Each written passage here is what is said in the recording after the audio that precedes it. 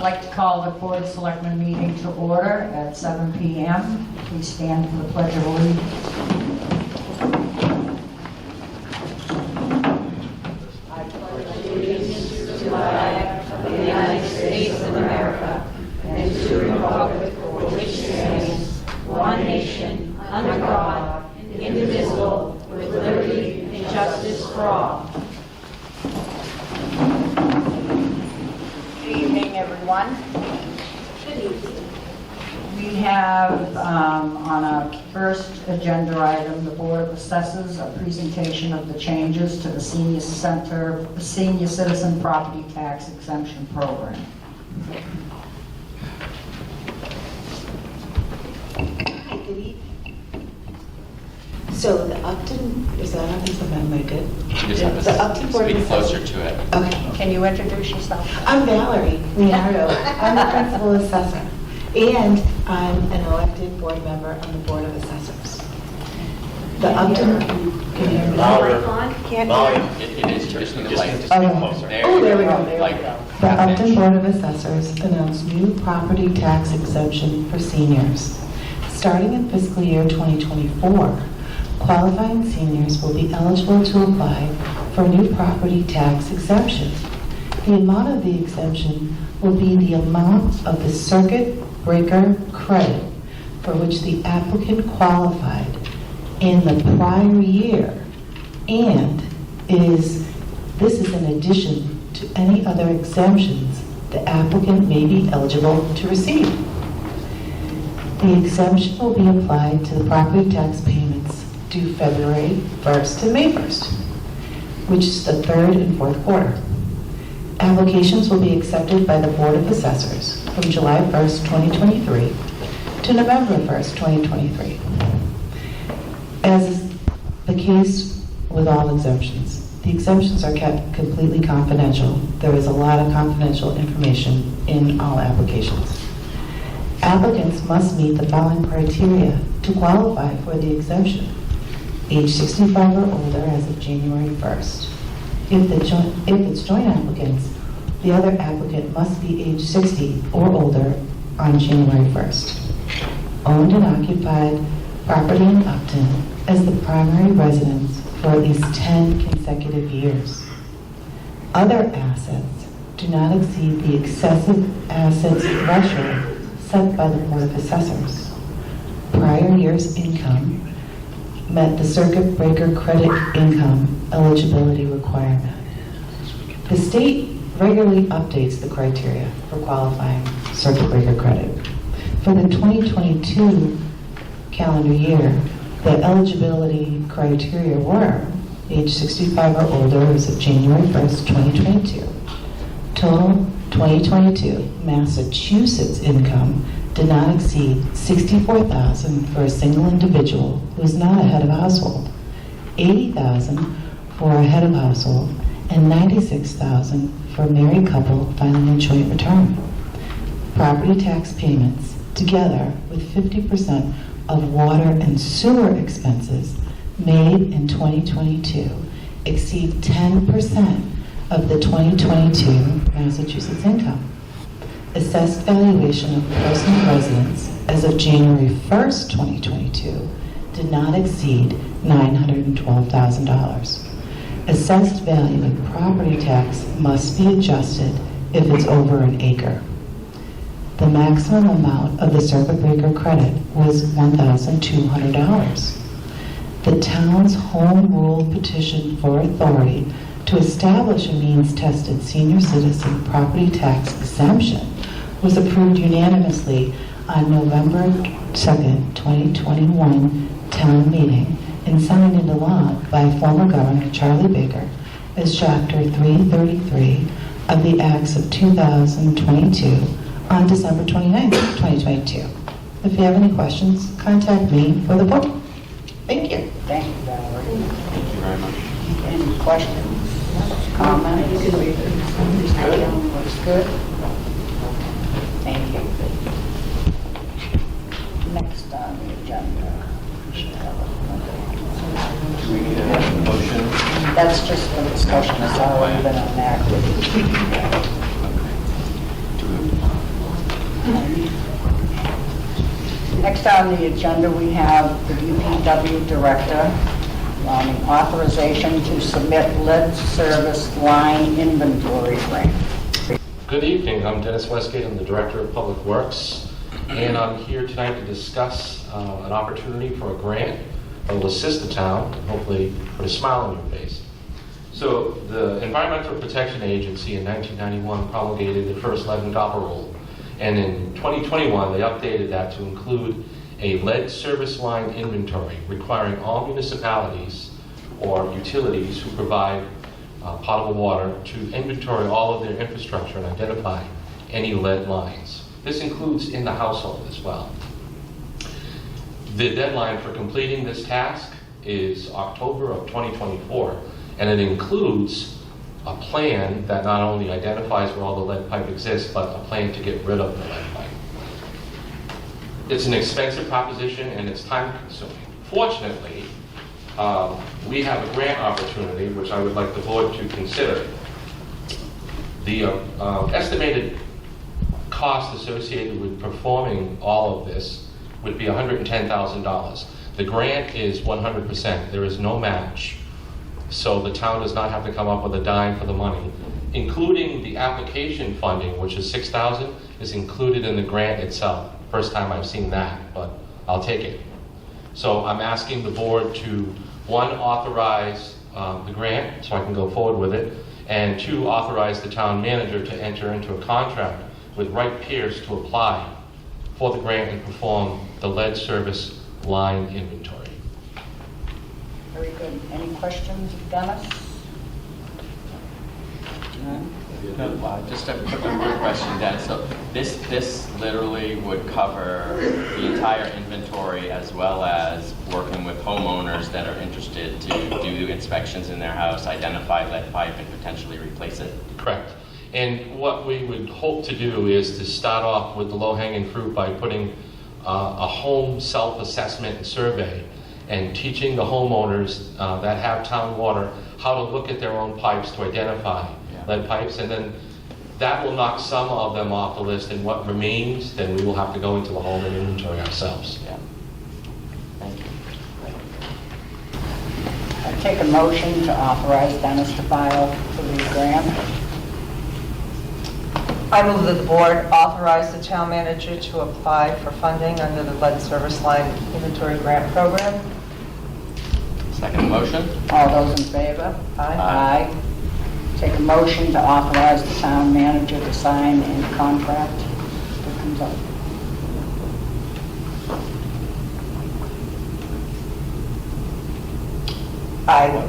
You want to do it, Brett? You want me I to? don't know what this is. This is to authorize the town manager to sign the contract. I didn't see that after the one we just did. I think once we receive notification on the grant, then we would present a contract for the board to then approve for executing after award.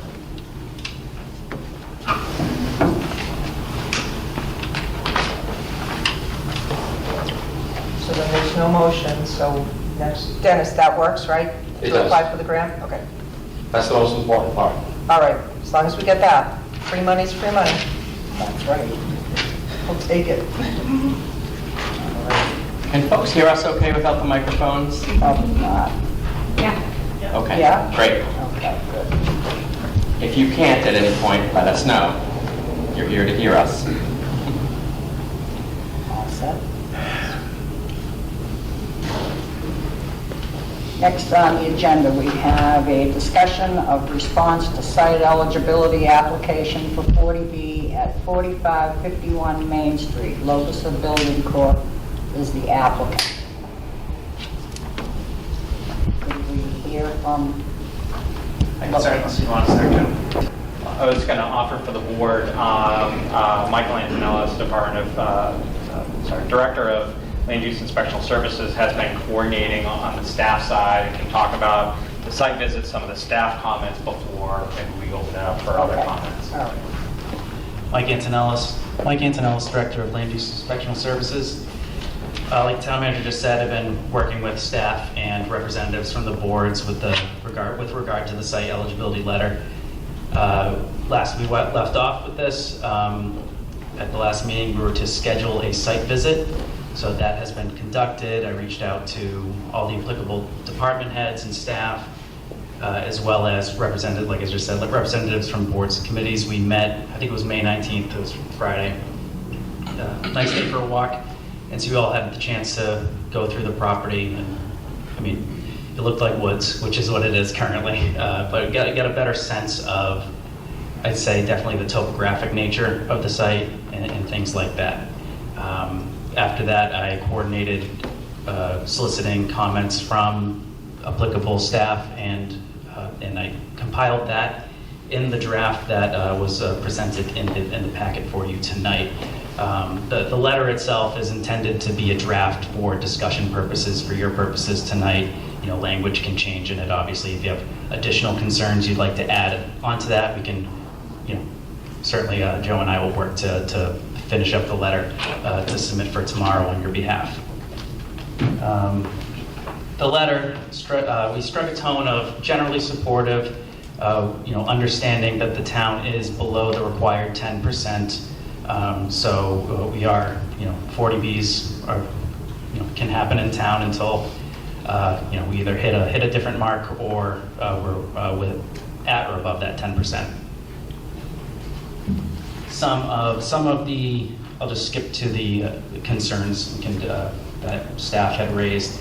And what I highlighted in the letter was not only staff concerns, but I tried my best to identify overlapping concerns from the many letters that we received from residents and interested parties. Number one, obviously being, I think on most people's minds, is the height. Definitely a concern with the height of the building as proposed. It is technically a 4-story building. The way it's situated on the site as proposed on the grade, the building drops down significantly along that the decline of the property, and, you know, almost makes it a 5-story building, but it's technically a 4-story building. So there was concern about that, and I'll just read from that bullet point or part of it. The site is located on the side of a steep hill, and the board is concerned about context of the proposed structure as potentially being a prominent building with visibility beyond just abutting properties. The proponent should examine reducing the number of units to either eliminate the 4th story or reduce length of the building. Reduction will reduce, I'll clean up that language. Reduction will reduce parking and allow for establishing a no-cut buffer around the perimeter and adjacent to Whitney Lane. Other points were just providing an analysis of potential impact to the gas line that's in the street,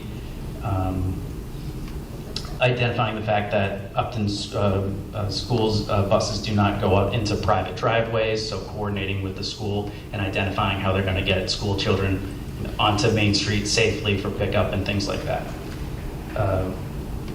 The point of access for the site is the driveway that connects to Main Street, which is obviously a busy state highway. The applicant should explain how traffic from the site can safely navigate this access point given its location along a curve in the road. As you're familiar with the site, it's where that bend in 140 begins, or really right in the middle of it. While the board recognizes that Route 140 is a busy state highway, there are concerns relative to the existing uses that abut the property, in particular noting Pickering Funeral Home. It's my understanding that during services at Pickering, folks will often park along 140 pretty much in the existing location of the proposed access to this site. So they should obviously be aware of that if they're not currently aware of that, and to make accommodations for that.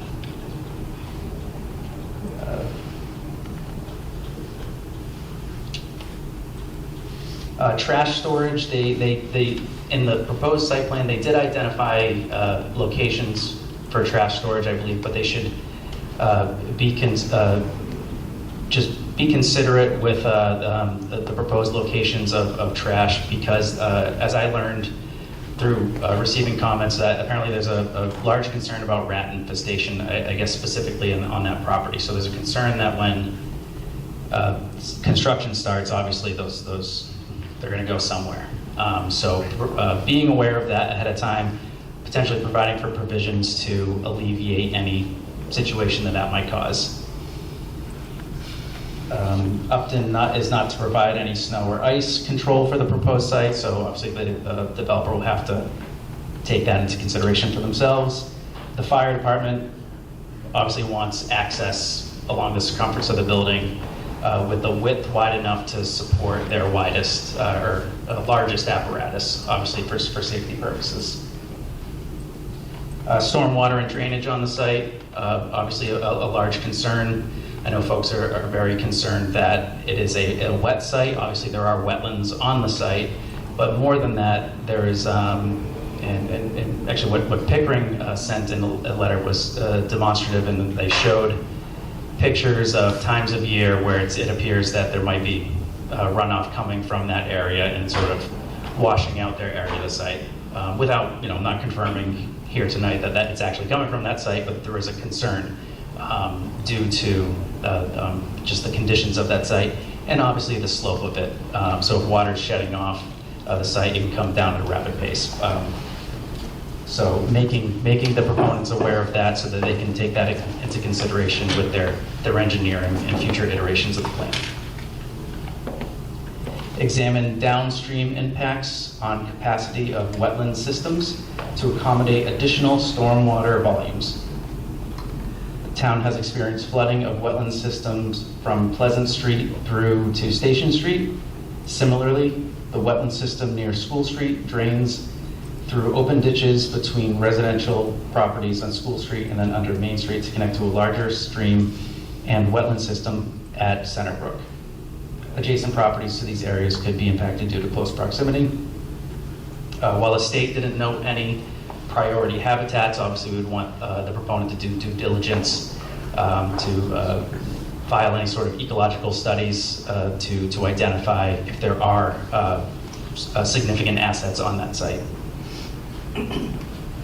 Impact to local school population, it's expected that it won't have a significant impact on the school population based on what we know for multifamily uses, and it's just a statistical number of there's only so many school children per unit within multifamily uses, but we still want to make sure that they're doing their due diligence and they can provide the town adequate numbers on what they expect to have so that the town can be prepared for that. And then just work with the Upton DPW to ensure existing capacity for both sewer and water. So those were the largest concerns that we saw that were applicable to the state's regulations for site eligibility. So as I called out in the letter, there are two sections within that speak specifically to basically how the fit of what's proposed within the area that it's going in, and basically design concerns and the impacts of having that on that land. So that's how these concerns were identified and presented within this letter. I'll leave it at that. Thank you. Thank you. Got any questions? Anyone want to have a discussion? I don't have any questions. I think we can wait. So before we open it up for a comment period, I want to let everyone know that the Board of Selectmen have received several letters and quite a few emails. And to keep the discussion moving, if you would keep your comments to 2 minutes, and any comment that has new information is welcomed. If you have a written comment, I would like it submitted to the board so that we can pass it through to Mass Housing. And if you have your written comments with you tonight, you can drop them off. And do we have anybody for our first comment? Yes.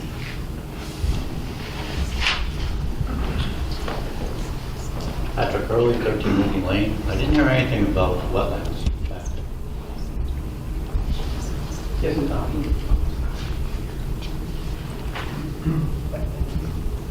my follow-up question would be, on the walkthrough, do we have details yet about where the roadway will be in relation to the wetlands and how much tree will be cut?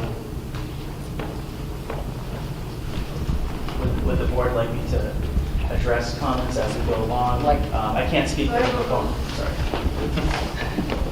Sorry about that. I was just going to ask the board if you want me to address comments as we go along or wait till the end. I can't obviously speak for the proponent, but I might have some information based on the information that I've reviewed. Probably take the comments and then you could answer at the end any of the technical questions that the proponent may have. Dick Kennedy, 22 Hazeltine. Okay. Shortening the building and leaving it 4 stories when it's already 40 feet above Main Street to 60 feet above Main Street, it's not going to be any less visible, right? If you don't knock the story off the top, you'll still be able to see it from everywhere. Thank you.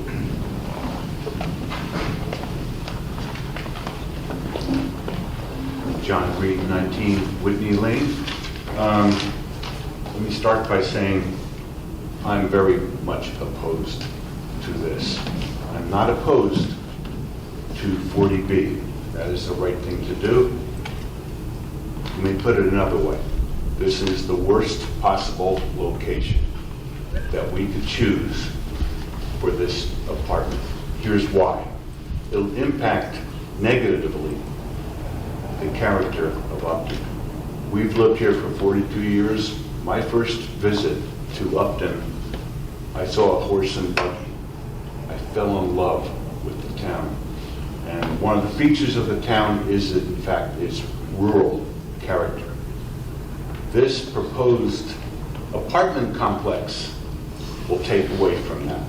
Do we really want a 4-story building towering over the historic district, towering over single-family homes on School Street and Main Street?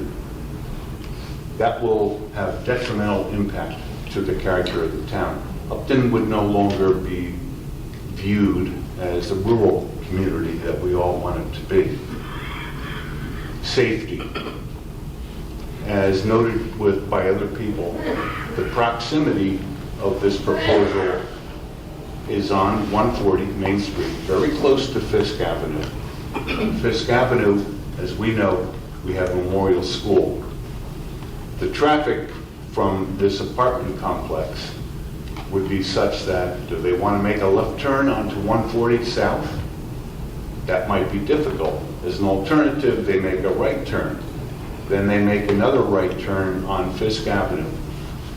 Guess what? That's right next to Memorial School, so we have that concern. Already stated about the impact on the environment and wetlands. I won't repeat that. On a personal note, this applies only to myself and my wife and other residents of Whitney Lane. I've lived on Whitney Lane for 42 years now. This proposed building is 62 feet. Let me repeat, 62 feet from my property line. Try to visualize a 4-story building 62 feet from my property. Further, it's only 20 feet from the proposed road from my property line. So the impact to us personally is obviously huge.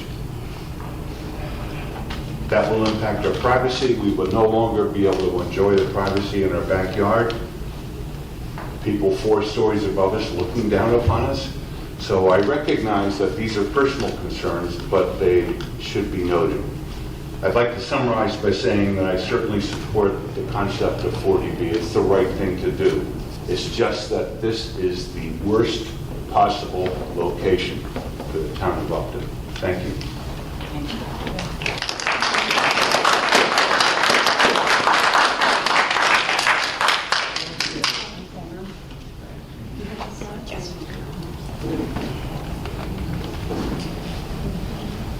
Yes.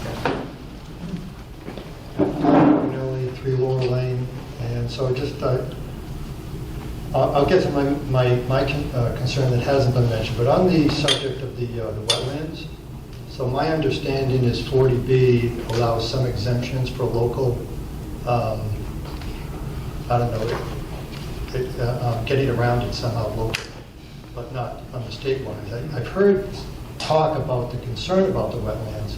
My question is, what is going to be done about an environmental filing? Are we going to use exemptions if they exist, or we're going to say, no, it's the right thing to do, and we are going to do those environmental filings locally? Second thing I wanted to point out was there's a lot of light pollution in that little neighborhood. It's fairly developed. The lots are not really big. There might be a few 1-acre lots on Fisk Ave, but mostly they're like 100 by 150 house lots. And I've noticed over the years, the light at night. You used to like to go out when there were meteor showers and things and look for them. That's just not possible anymore. You just don't have the resolution that we used to have. So now adding to that is just going to make things, just lower the quality of what we had. So I'm wondering, is this lot going to have big industrial lighting for the 68 units? So what's that going to be? I don't know how many bedrooms there are, but perhaps you're talking about 2 cars per unit. So now I'm thinking 136 cars, and is that going to require, large lighting that's going to impact us even further? That's a concern of mine. Excuse me, sir, may I have your name again, please? Your name again? Paul Morganelli. I'm sorry, the last name again? Morganelli. Thank you. You're all set to start, Mr. Joe. I'm ready whenever the speaker is ready. Marcia?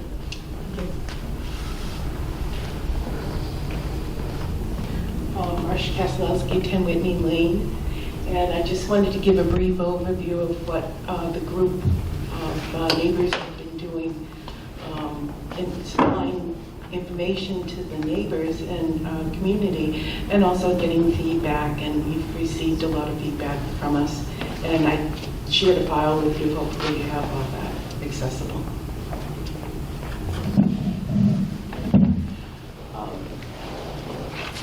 After the Board of Selectmen, Can you speak closer to the mic?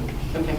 After the Board of Selectmen brought to our attention in their meeting that this proposal had happened, a group of local residents got together on the 23rd for a meeting to discuss concerns. We had 16 people come to that meeting, and we shared our concerns and recorded them. We also have, and we urge people to send letters to, and personalized letters to really show impact.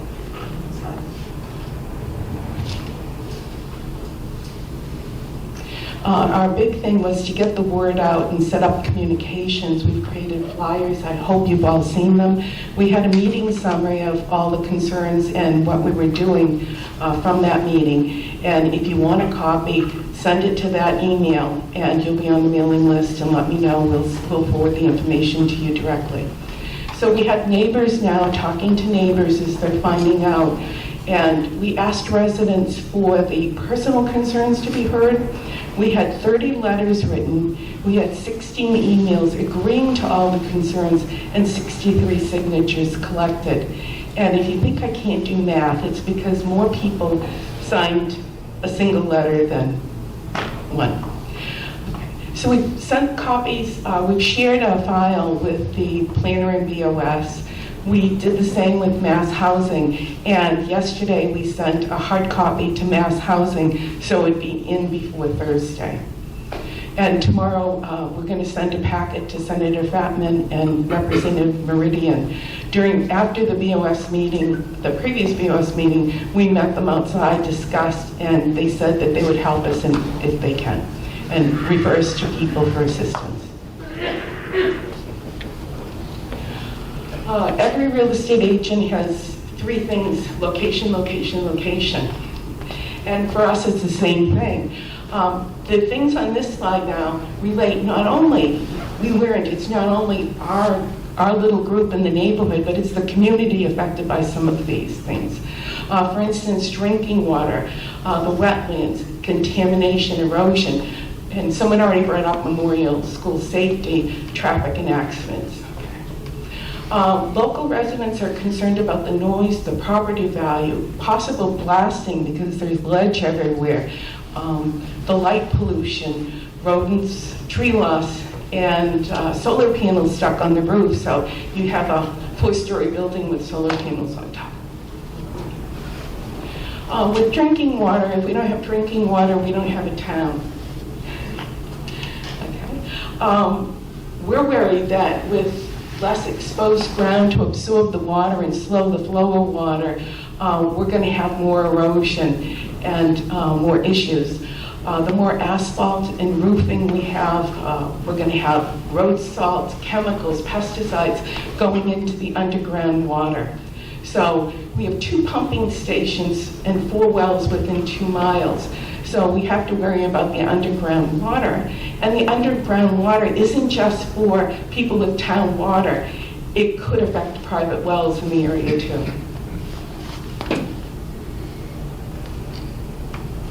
And one thing that I learned, and you can read the slide, but one thing that I learned is that trees don't do well if they stand in water. So as people in the neighborhood have had more and more flooding of areas, the roots let go and the trees fall. We've had issues in our neighborhood where someone had it land on their house. There's a storm drain at the end of Hazeltine. If you haven't been there, you have to go down and listen because it's not a trickle. It sounds like there's a pipe broken and water flowing. And you think of that and you understand why the storm drain overflows. And the person who lives behind that has had a trench dug into her yard. She's had water go up to her house from there. So the thing is there's a real concern. Another thing we found out is there were 2 streams that were there before Whitney and Hazeltine were built, and nobody knows how they were diverted. So we're assuming they were buried.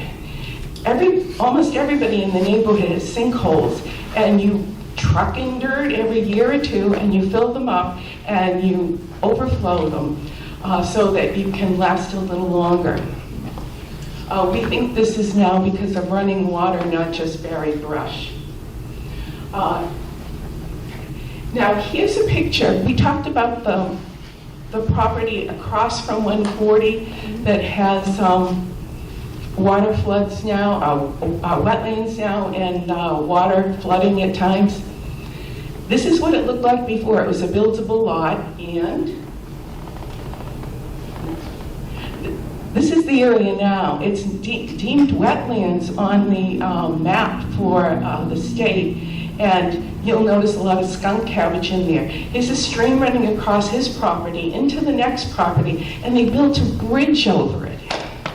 So it's not just a little bit of water. Memorial School, we talked about the proximity. The thing that wasn't mentioned is Fisk has become a cut-through for traffic because School Street's real busy, as well as Hartford Ave, and they're often speeding. There's kids on there. So we're going to put up an apartment with 68 units. They're not going to go to either end. They're going to cut through Fisk, where our children are. So, big concern. The drop-off and pick-up traffic from parents and walkers and buses, and it's not just during school, but sports and events, is wild there. And they're going to have to try to figure out how to have buses pick up kids, and they're going to have to worry about the traffic because, again, their entrance is on a curve, so it's going to be difficult to negotiate.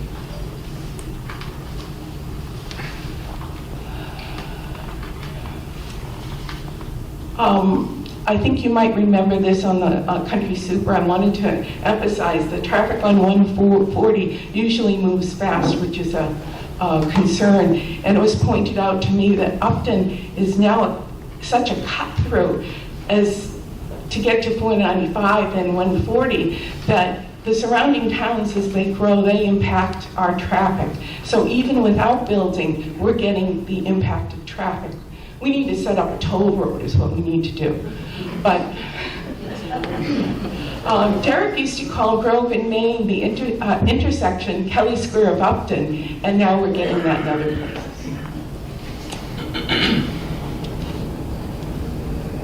Here's a picture of the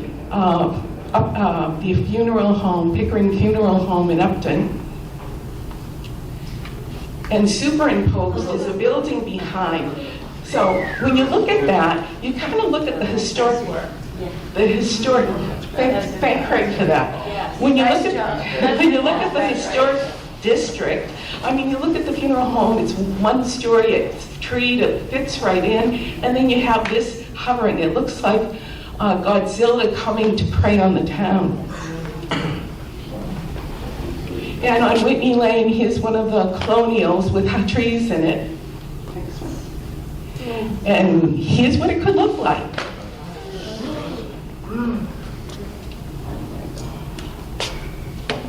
I had to take out, we had some cute videos in here, but they were too big. Thank you.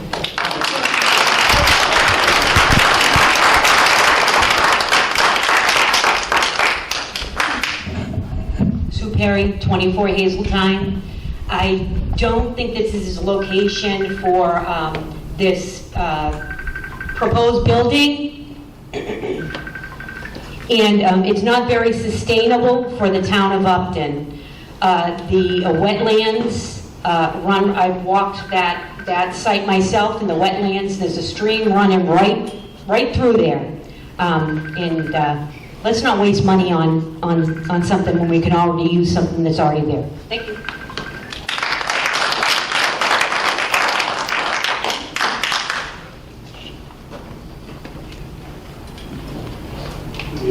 Good evening. It's Rick McGuire, 11 Whitney Lane. Just a couple comments. If you all recall, last August, we had a very serious drought in Massachusetts and the New England area. So I went into my backyard, and I have a sloping yard, but we have about 20 feet of wilderness, I guess is the best way to say it. But anyway, it's all wet. We have skunk cabbage, we have Boston ferns. If you look further into the territory behind 13 and 51 Main Street, we have standing water. And it was there in August during this drought. And the thing is, someone mentioned that there were 2 streams that were going through these backyards. We don't know where they diverted this water to, but I can tell you in those backyards, there is water flowing. In my backyard, it's 354 feet above sea level. If you go down to where this proposed building is, it's 344. The back side of the building is 312 feet lower, 332. And if you look, the water is flowing downhill constantly. We know some of the neighbors have water level that's only about 2 feet below the surface. There is flowing water constantly. That water is going downhill. The other point to make is, a couple of points. You look at the back side of that building, which will eventually face School Street. The elevation is 12 feet different between the land on the west side versus the east side. There is room on that bottom level to put basement apartments there. And if that's done, we're actually going to be counting on the east side of that building 5 stories, not 4. 4 is on the west side, which is you'll see in some of those pictures. But if you're in the downtown area, you're going to be looking at 5 floors. And the other thing is, from one of the maps that came in from the builder, Lobiser, they went in and described the historic district. The historic district is abutting the east side of this property, think School Street, the south side, which is Main Street, and then you have Whitney Lane on the north side. This is not the appropriate place. The last point on this is, we have a committee now looking at 40B, and I do support 40B, but that committee is supposed to finish in August or September, and they are looking at potential sites for 40Bs, and they have found sites that will alleviate traffic and fit within the location they're going to. We should be looking at that site. The other thing going on here is we're going to have a tremendous amount of congestion. Our funeral home, they have been excellent, but when a prominent Upton resident passes away, we have traffic on both sides of that street. We have the police details, that helps. But they're parking from Fisk Avenue all the way down to School Street, double, both sides of the street. We're going to add about 130 new cars in that area. We're going to go in and rebuild, remodel, whatever the right word is, reconstruct Route 140 at the same time as buildings going up. And I'll just emphasize John Reed's comment. We do support 40B, but this is not the best place for it. Thank you.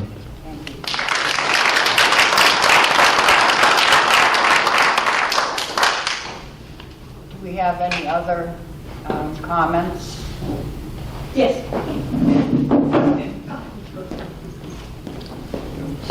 Sue Perry, 24 Hazeltine. My question is where this gentleman right here was talking about doing an overhaul in the lead pipe water thing.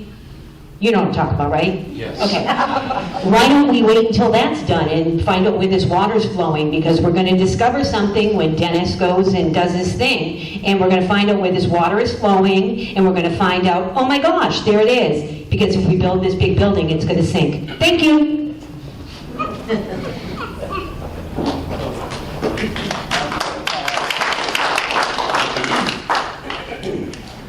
Is there any new information that you would like to present? Oh, he's coming. Here he comes. Okay. Bring the microphone.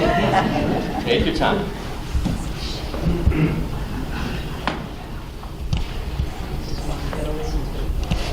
Arthur Hall from 9 Whitney Lane. My property is the fourth house down from Fisk, adjacent to the road that will come up, such as this.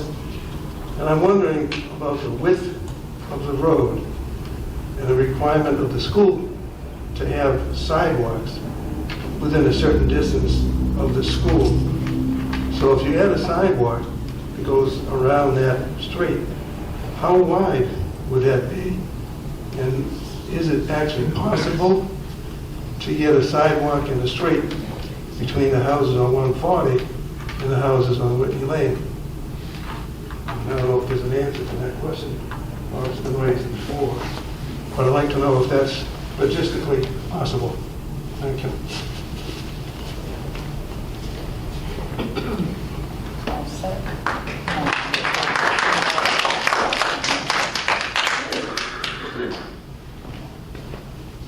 I'm Peter Hart from 11 Pleasant Street. This may have already been addressed, I'm not sure. But it's my understanding, and correct me if I'm wrong, that the whole town is under a water restriction. Is that true? I don't know, or whether it is or not.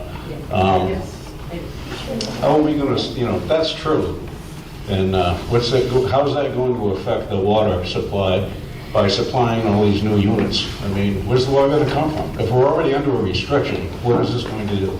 Has anybody thought about that at all? Just curious. Thank you.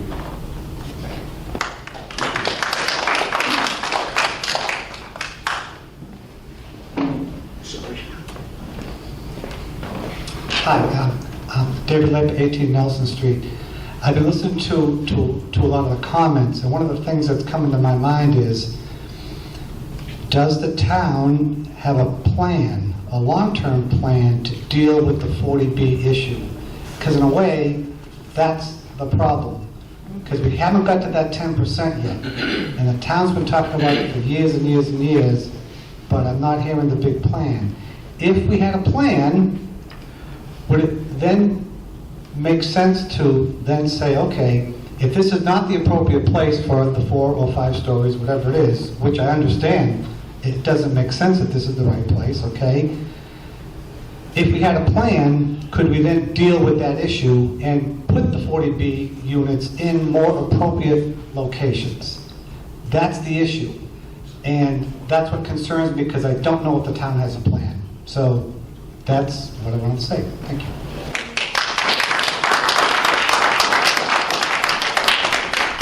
I believe that the town is in the process of putting a plan together.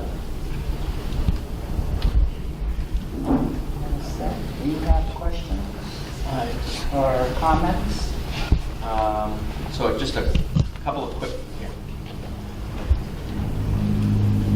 So just a couple of quick comments, Mr. Laker. Just we've started an affordable housing committee, which is developing a strategic plan around 40B housing, because this issue has been persistent. As everyone here likely remembers, there was a big issue up at the town meeting where there was a proposal from a developer to put in a very large apartment building, and a lot of the citizens got together and raised money and did the same thing that you all are doing with sort of campaigning and rallying people together. So on the heels of that, the board established that committee because there is some, and maybe you can explain this a little bit, Joe, once we have a affordable housing plan, we get, I think, is it a 2-year sort of moratorium while we figure that out, or while we submit something? Is that, can you explain how that works to address Mr. Labor's question? And I have a follow-up. Thanks. So, as Board of Selectmen member Simon's mentioned, we do have a housing production plan committee that has been meeting. We've actually started reviewing draft plan material, goals. The idea is to basically finalize the plan over the summer so that it can be before the Board of Selectmen Planning Board for approval and then submission to the state.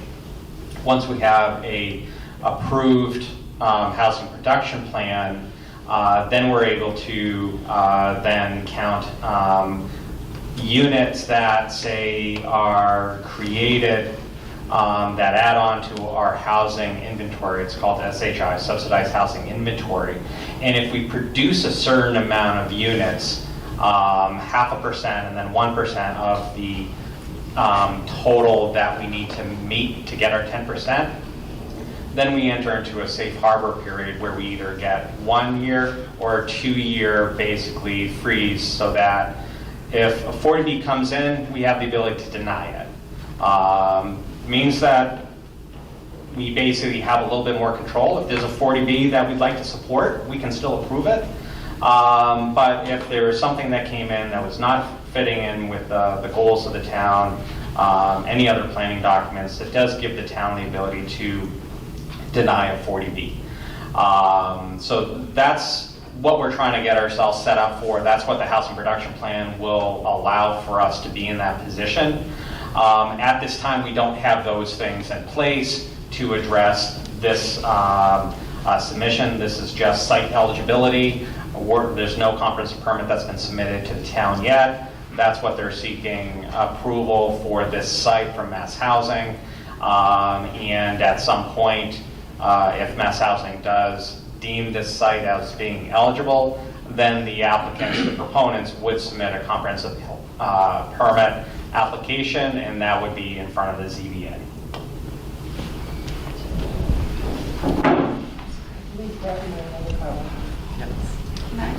I'm Mary Ellen Kennedy. I live at 22 Hazeltine as well. I read a copy of the draft you proposed, and personally, I think, and I think you hear here, and I understand that we don't really have final say on the 40B approval. The state does, I get that, but I think our letter's kind of soft. I really do. I don't think it's strong enough. In our, if we're representing the community, it's not strong enough in our feelings of why it shouldn't be here.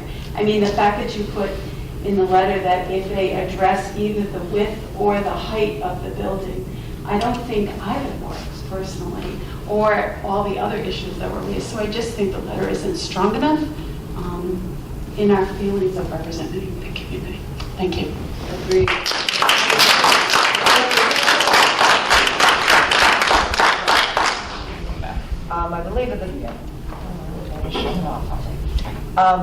I believe there were some questions, and Michael, you were going to answer them. I think this was, yes. I'd like that. First, there was a question about if there was a comment in the letter that was about wetlands. We did specifically call out wetlands as a concern. I would make a suggestion after hearing that to the board that we can also add a comment to a general comment within that section that I called out to basically say something to the effect of disturbance of wetlands should, preferably not happen. And to be the encroachment towards wetlands be as limited as possible. The question was, does the 40B process allow the opportunity to bypass local regulations regarding wetlands? I mean, yes, that is, that's a large part of what 40B does, is it allows applicants to apply for waivers from local regulations, and they are, but they do have to still follow state laws and regulations regarding those things. There was a question about local environmental filings and if we should still proceed with those. The comprehensive permit is, it's comprehensive. It is intended to be a one-stop, and this is as designed through that state law. It's intended to be a one-stop through the zoning board, and the zoning board through the comprehensive permit process basically subs in for every other board approval. So through that ZBA approval, they are stepping in for the Conservation Commission. They are stepping in for Planning Board. They are stepping in for any other local jurisdiction approval. So that's what the comprehensive permit does. I would also suggest lighting. There was a comment about lighting. We'd absolutely include a comment to support dark sky lighting, something to that effect. I would suggest we do so. I'm not sure about the question about sidewalks. I don't have an answer to that. It's more of an engineering question, but we could certainly look into if that's a possibility and ask the developer if they, or the proponent when they file, if that's something they'd be able to assist with. And there was a question of, do we have a plan? And Selectman Seamus answered that on behalf of that. So. May I make a comment to the chair? Yes. I think on that comment that was just made, it has to be stronger. The fact of the matter is, if you look at the state maps, and the state does trump the local communities, and it does trump 40B. So if you look at the state maps, it is saying very specifically the land behind my house and the land that they want to develop here is wetlands, number one. It calls it out, wetlands. The Corps of Army Engineers has GI maps. They call it out as wetlands. That statement has to be added to your first comment, because it isn't, hey, it might be wet and there might be some water. Right. It is called out on the state GIS maps that that is the case. That's what Rick said. It's all about what the state says. We need to get the state involved. As I said at the very first meeting, we need to get the state involved to protect our wetlands, not our local committee. That gets overridden. We need the state. We need things like reference to the state in this letter.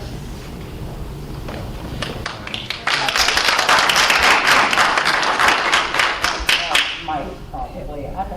It's my understanding that there's springs that run down through that property, and it's part of our aquifer. Have those springs been cited at all? And can I, not to my knowledge. I don't believe that was presented in any information that we received.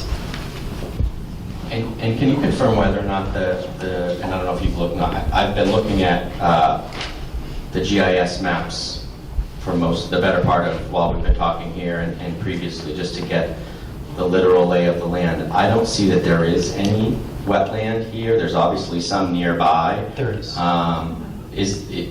Where is that map indicating that? Have we seen that? How much of it is wetland? Yeah, I mean, I definitely, so last year, I want to say it was April 2022 or soon thereafter, the Concom received an ANRAD filing delineating all the wetlands on the site. So we do, not necessarily provided by the proponent in this, but we do have locally a plan showing all the locations of the wetlands on the property. Obviously, the proponent has that information as well because they overlay that onto the proposed development plans that they submitted. And did that seem like it was going to be a significant obstacle to development, or it was just sort of par for the course with developers running roughshod over wetlands? Yeah, That was my edit. Forget the editorial part. There was one area of proposed disturbance of wetlands, and that was to get in sewer and water. And it was called out on their plan as a temporary disturbance.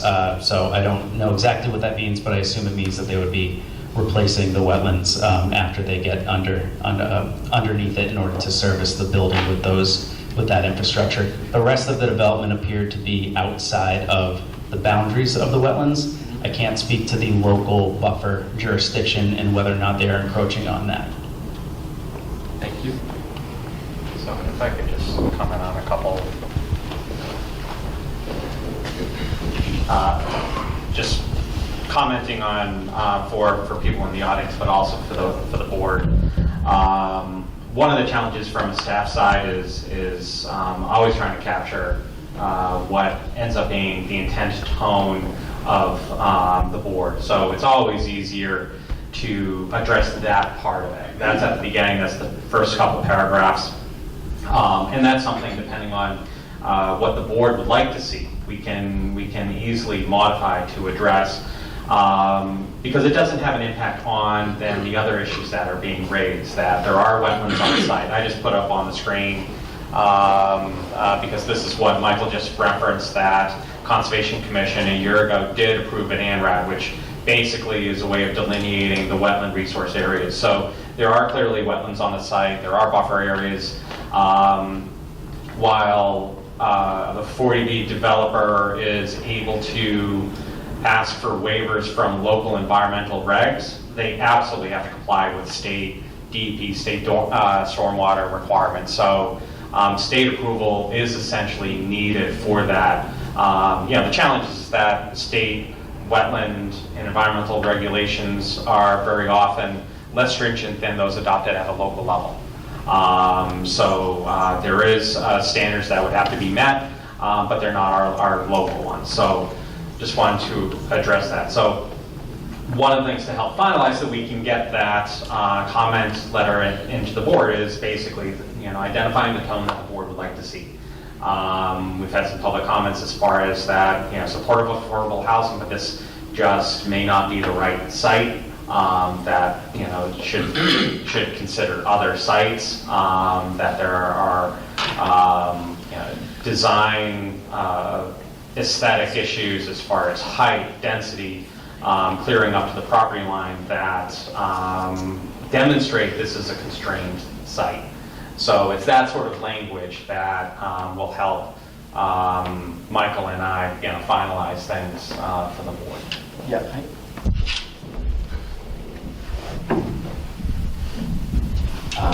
So a couple of comments in that regard.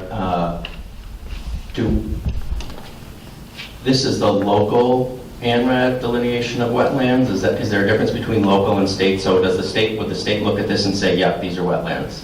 The flagging of those wetlands would be accepted by the state. So Okay. what ends up happening is Because I'm looking at the GIS, so the GIS doesn't reflect this, but this would supersede whatever's in GIS. The state would look at this and say, yep, this is right, these are the wetlands.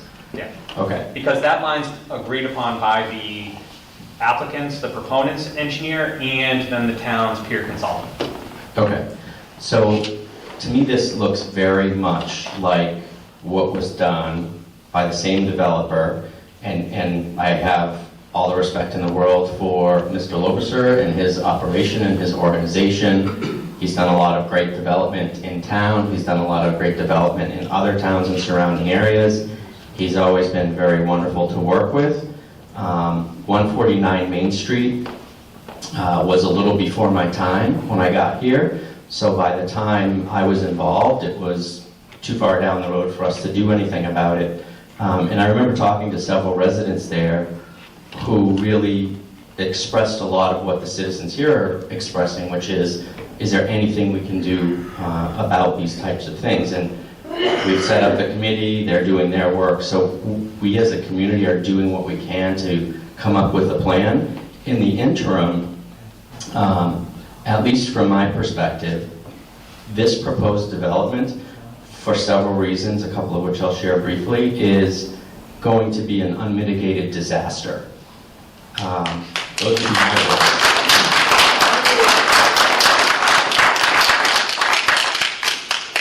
And the reason I say that is a couple of reasons. 149 Main Street, it happened, I would have said the same thing about that. That was built next to a heavily wooded area with very large house lots.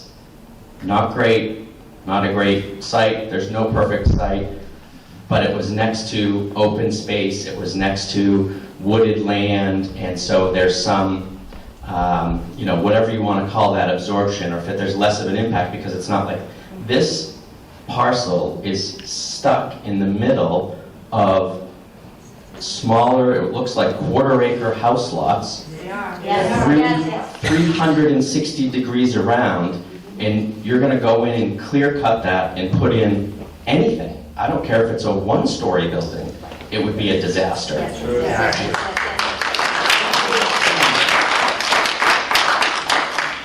If we want to go in and put quarter-acre house lots, okay, not great, but okay. If we want to put in 2 or 3 acre house lots, great. But to just clear cut this and put in one building of any height doesn't make sense with the character, doesn't make sense for this specific location where it's sited. All of the reasons that everyone here has mentioned.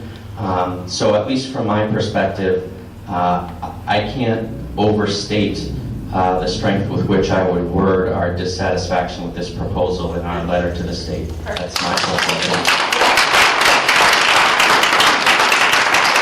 I would also have to agree with you, Brett. It's not that we don't support but there are places that are much worthier than this, much more worthy. Absolutely. And Yes. I'm looking at several of them yes. around town. Send them in the letter. And I can say, I will make it unanimous. I really believe the Godzilla analogy is accurate. And what's worse is it's Godzilla over our historic district.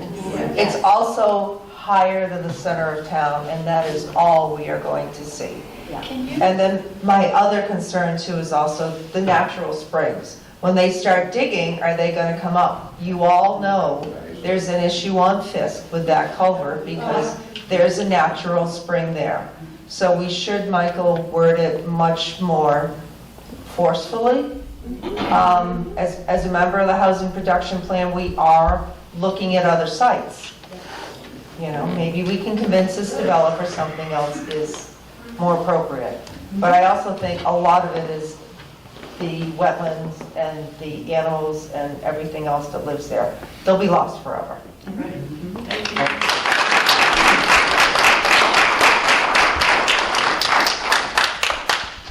Just one more point that I would want to make is obviously sending the letter is right.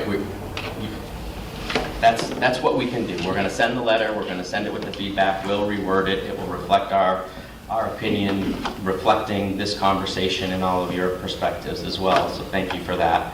I also assume that there's an opportunity. I'm not sure board members can do it. For someone to just go and have a conversation with the developer and say, hey, we've got the community, we've got the board, yeah, we're going to go through this formal thing of sending this to the state. We want to work with you. You're a developer that's in town. There's not a lot of them, right? We don't have 20 developers chomping at the bit to build residences, developments, to redevelop downtown, to do things with it, right? We've got a limited selection, so we don't want to create an adversarial relationship with the developer. And because of that, it may be worth he's a very reasonable person, just sit down and say, hey, this is a tough one. Can you work with us? Can we look for something else? Can we, whatever that is, but work it not just at sort of the formal paper trail level, but also just the relationship level. I think that would help us as well. Definitely, we should do that. Thank you. Right. I want to thank you all for all your comments. Oh, one more? Okay. One last thing.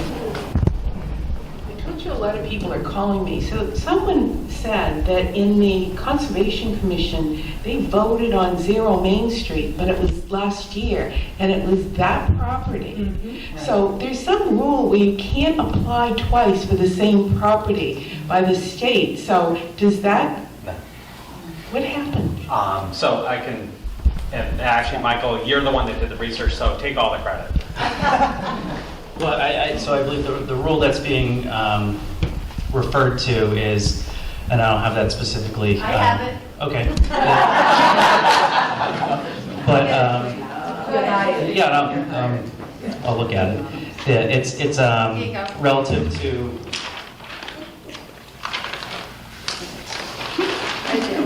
so I mean, to just, and Joe described it earlier, that the ANRAD is a filing before the Conservation Commission to delineate the resource area. It's not a proposal of development. That plan that Joe showed for us up there showed the delineation of the wetlands. It did not show a proposal of any sort of development on that plan. So that when they went to Concom, they weren't saying, hey, approve this subdivision. They were saying, do we agree that these are where the wetlands are? So I'll certainly follow up, and I can ask that question specifically to Mass Housing, and note the date of the ANRAD submittal, so for their consideration as well. Thank you. And while I'm up here, I don't purport or pretend to speak for the board. Joe and I are happy to rework the letter and reword it more strongly in a negative sense, if that's what the board would like. So I just want to iterate that it was not my intention through the language used in that letter to state any sort of ecstatic support for the board or anything like that. So I would never intend to speak for the board in that letter. It was intended to be a conversation for tonight. So thank you for your input and giving us guidance as to how you would like the tone of that letter. Thank you. So one of the things, For the record, you did say, as general comments, we have serious concerns about the proposed development. So, no worries. You're good. It was a draft. It was a draft. We got you. We're a team. We got you. And we want to keep from being adversarial at the same time. So one of the things I would just ask, and because we do have the tight deadline with getting it in tomorrow, if, as Michael and I finalize that letter, if one member could be appointed out of the three to review that final language to make sure that it gets that tone correct. Want to comply with open meeting law, and that's why I'm asking for one, so we don't create any sort of issues. So I'll volunteer because, as the board knows, I did all of the proofreading and the capitalization and redlined the crap out of it, so I volunteer. It's my gig.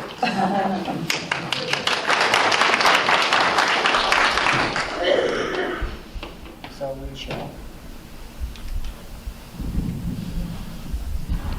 And I would like to thank you again all for coming. And thank you. Thank you. Thanks for your help.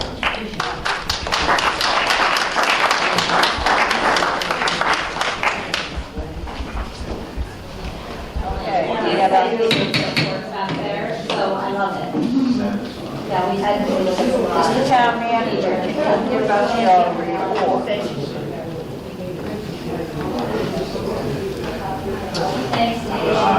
Sure thing. So I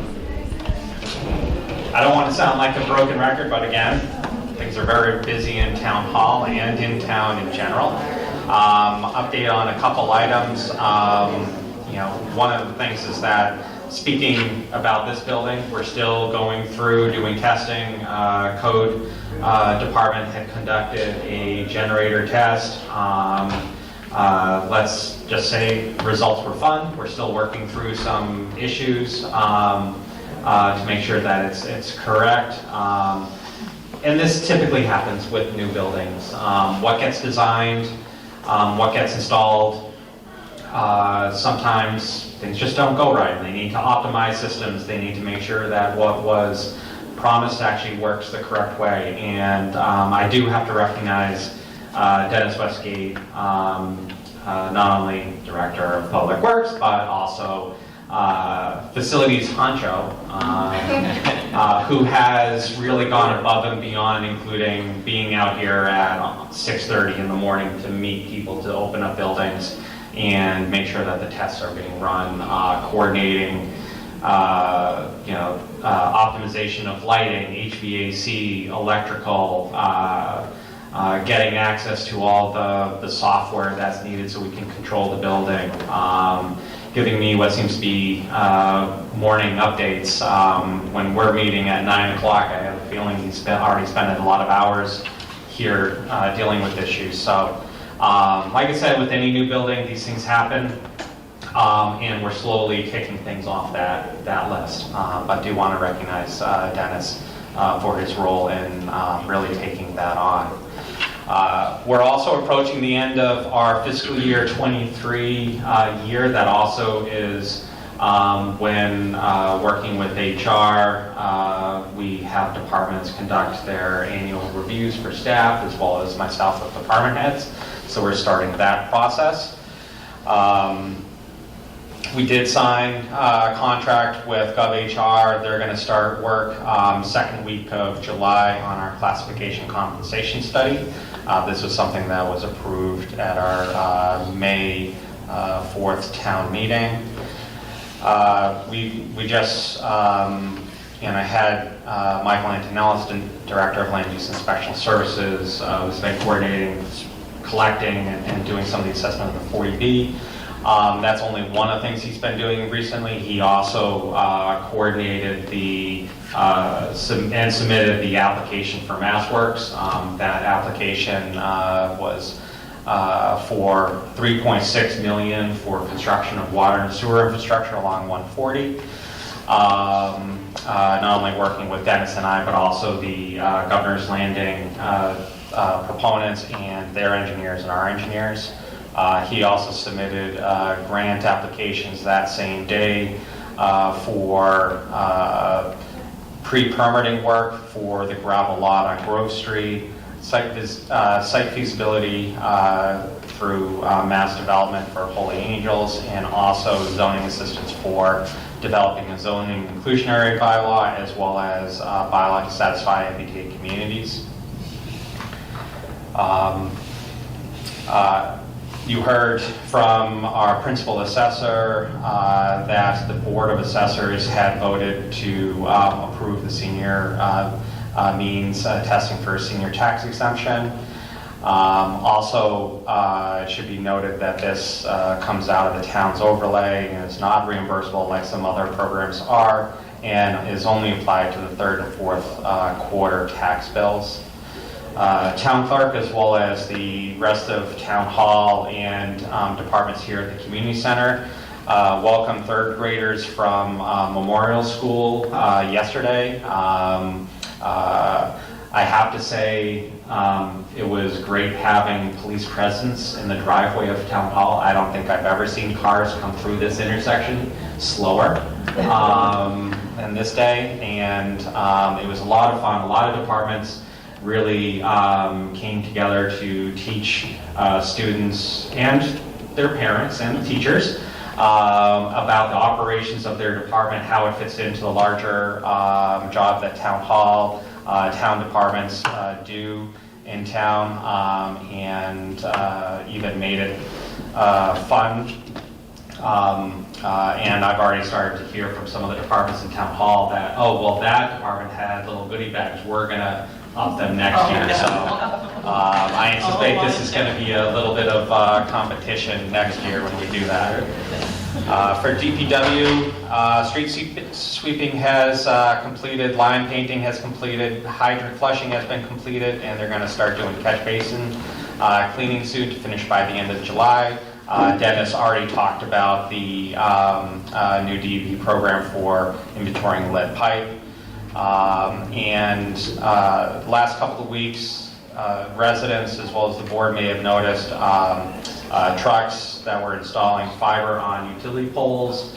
That work is complete. Now they're basically connecting the new fiber inside the building so we can get that up and running. Still another month and a half worth of work, but then that project will be completed. And that was funded through a $263,000 grant that the town received in 2022.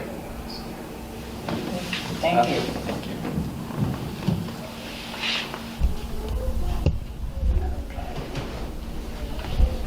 Next on the agenda, we have Charlie Jaraka, Eagle Scout project presentation.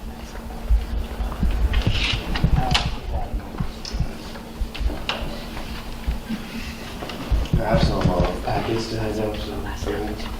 Thank you.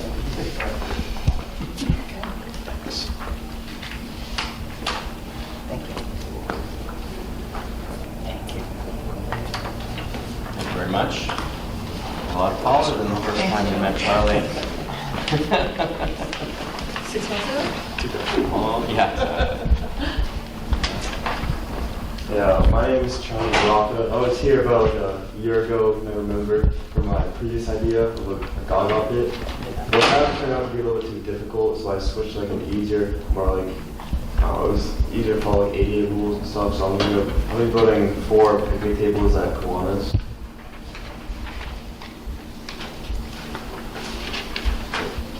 That's just the US Note Requirement 5, just describing what we do.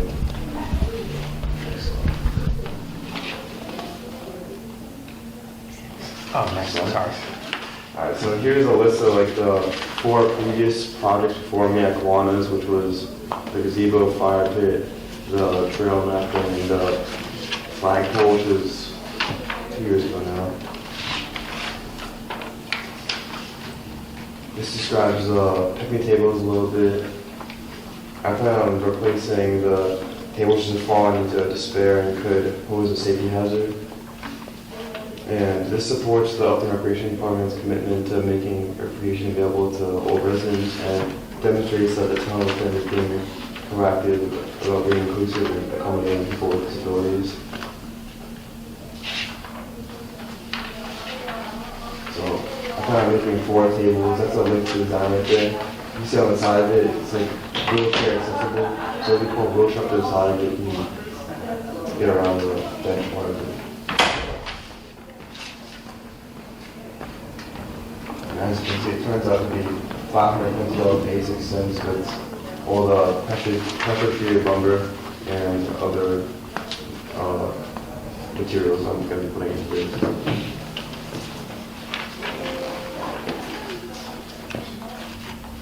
It's going to require little to no maintenance. There's a plans to build picnic tables using materials that require little to no maintenance, which is pressure-treated lumber, which should hold up for a pretty long amount of time. It's corrosion-resistant deck screws, and as a beneficiary, the town of Upton and DPW would be responsible for any maintenance up to project completion. And here's some permits and conditions. It's been approved by the Recreation Director, Code Enforcement Officer, Director of Public Works, Town Manager, and I'm going to need a permit for this. I'm going to be requesting the Board of Selectmen approval for project and to provide funding for this. So thank you. Thank you, great project. Is there any questions? I'm here to answer them. When would this project start, right off? Yeah, as soon as I can. Just school's out now, so I can start as soon as possible. I'll get the scouts there to help me with it. I don't have any questions. It's a great idea, and I think it's much needed. Thank you. It is much needed. Why does he need a permit to replace the picnic tables? There's picnic tables there, we're gonna take out picnic tables, we're gonna put in picnic tables. I'm not sure what permit would be required, but we can follow up to verify that no permit's required. That would be good. That'd be a good thing. Did someone tell you a permit was required? I believe so. Okay, well, we should find that person. Let's talk with them. This is Bonito. Yeah, yeah. That seems like a lot. It's like a circle. Picnic tables. So, okay. Sorry, that was just a little side note there. internal administrative work we could probably do here. No, I think it's a great project. I think it's fantastic. Those picnic tables are in need of repair, so I think it'll be fantastic to upgrade those, update them, and have some nice new tables for folks that are able to use them there. So could we have a motion? What, we would do a motion to approve the funding for it. What the cost is? $522.86. I'm sorry, I missed it. Can you run? Which one was that? Oh, yes, I didn't look at the bottom line. I looked at all the materials. Did we make a motion to that effect and support Yes. the project? I would make a motion that we approve the project as proposed and allocate no more than $550 or up to $550 from the town's beautification fund to provide materials for this project. I second. All those in favor? Aye. Thank you. Congratulations, good luck. What? Because we're tax exempt, so let me know where you're purchasing them and get a tax exemption. All right. Well, yeah. Just contact me and we'll figure that out. Thank you. Thank you. Is there any public comment?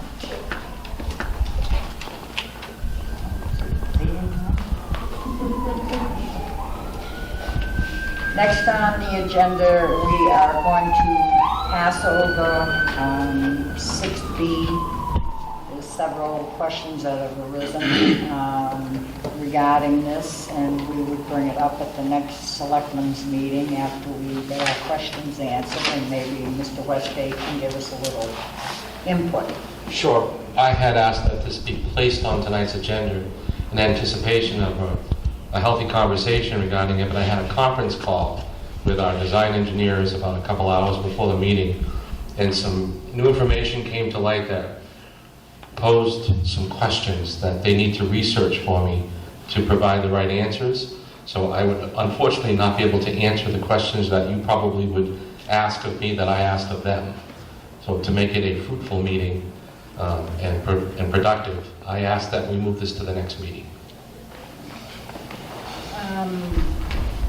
Could we discuss maybe having, would you be amenable to a workshop Absolutely.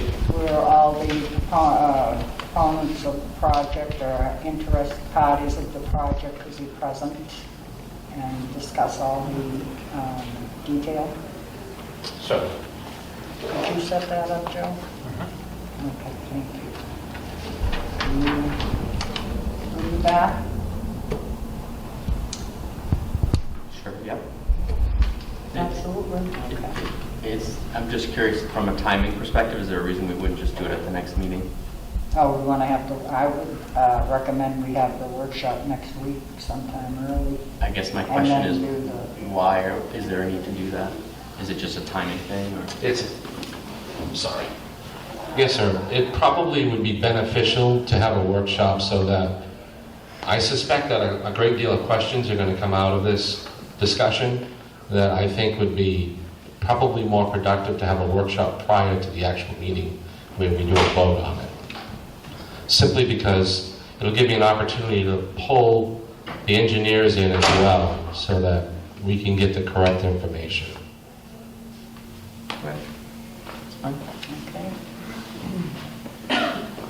Okay. So are we looking to do that on Tuesday? Is that Do you want to do it on Tuesday?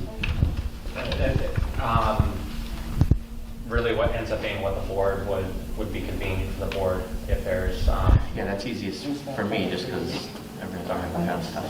I've got my Tuesdays generally blocked. I think so. Tuesday at night? Yeah. Okay. Yeah, Tuesday at 7, right? Yeah. Of course. And we'll be at Town Hall. At Town Hall. Okay. 6C, discussion of projects to be funded through the ARPA funds. We have a list of projects. Let's see.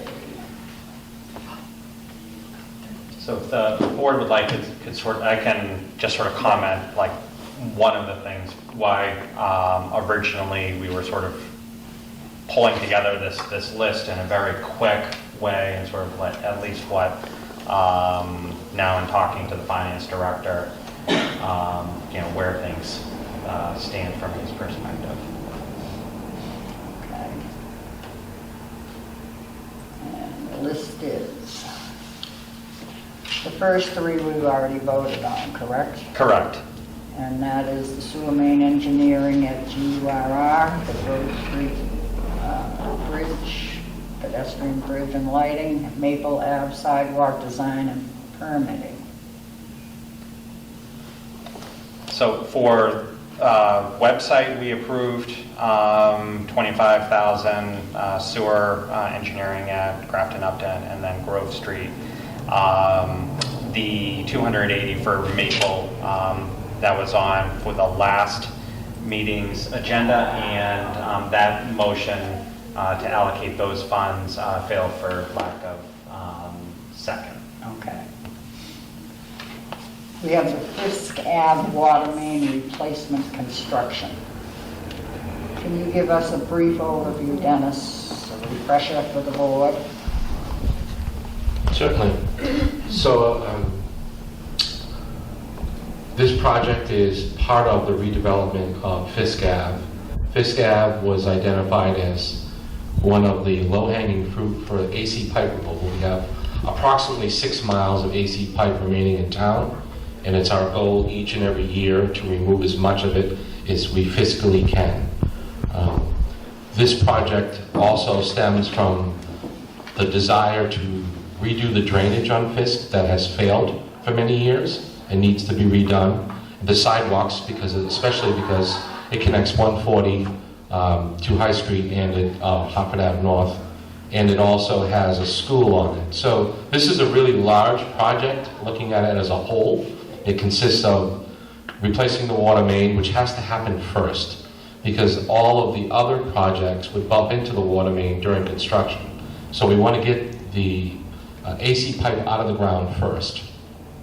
And then we would do the drainage. There's a couple of small areas of sewer pipe that need to be sleeved that we already have funding available for.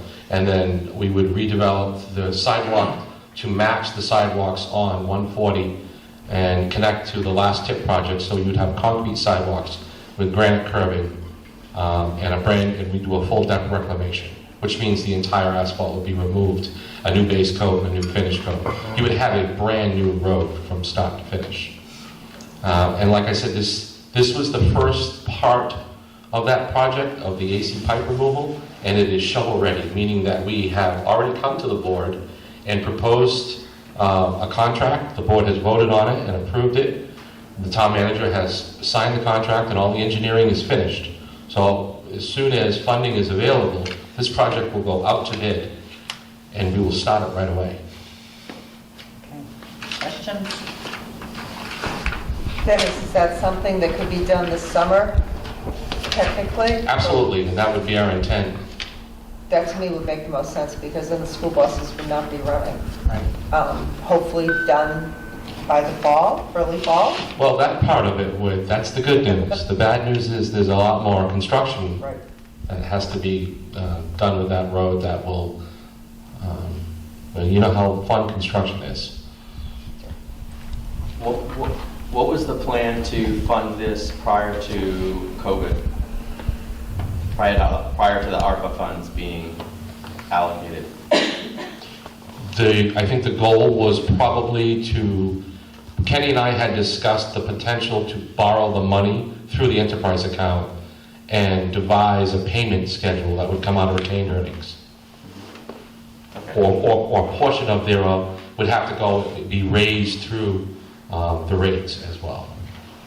Got it. And that option still exists? Absolutely does. Yeah. And what would the options be for funding a sidewalk the construction of a sidewalk on Maple Ave?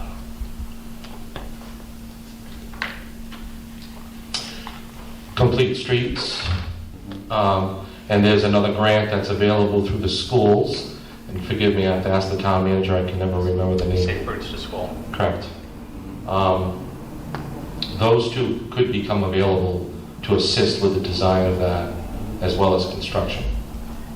And those are those, obviously it wouldn't have anything to do with water or town, so there's no way to sort of to spread it out. It really would just be a question of borrowing the funds and going for whatever grants we could find. Do we know, so thank you. So, you know, the reason I'm going down this path, and I think this is where what we had talked about previously when we voted on it as a board, we're a new board, so we're re-voting on it, but I thought it was worth you hearing my perspective.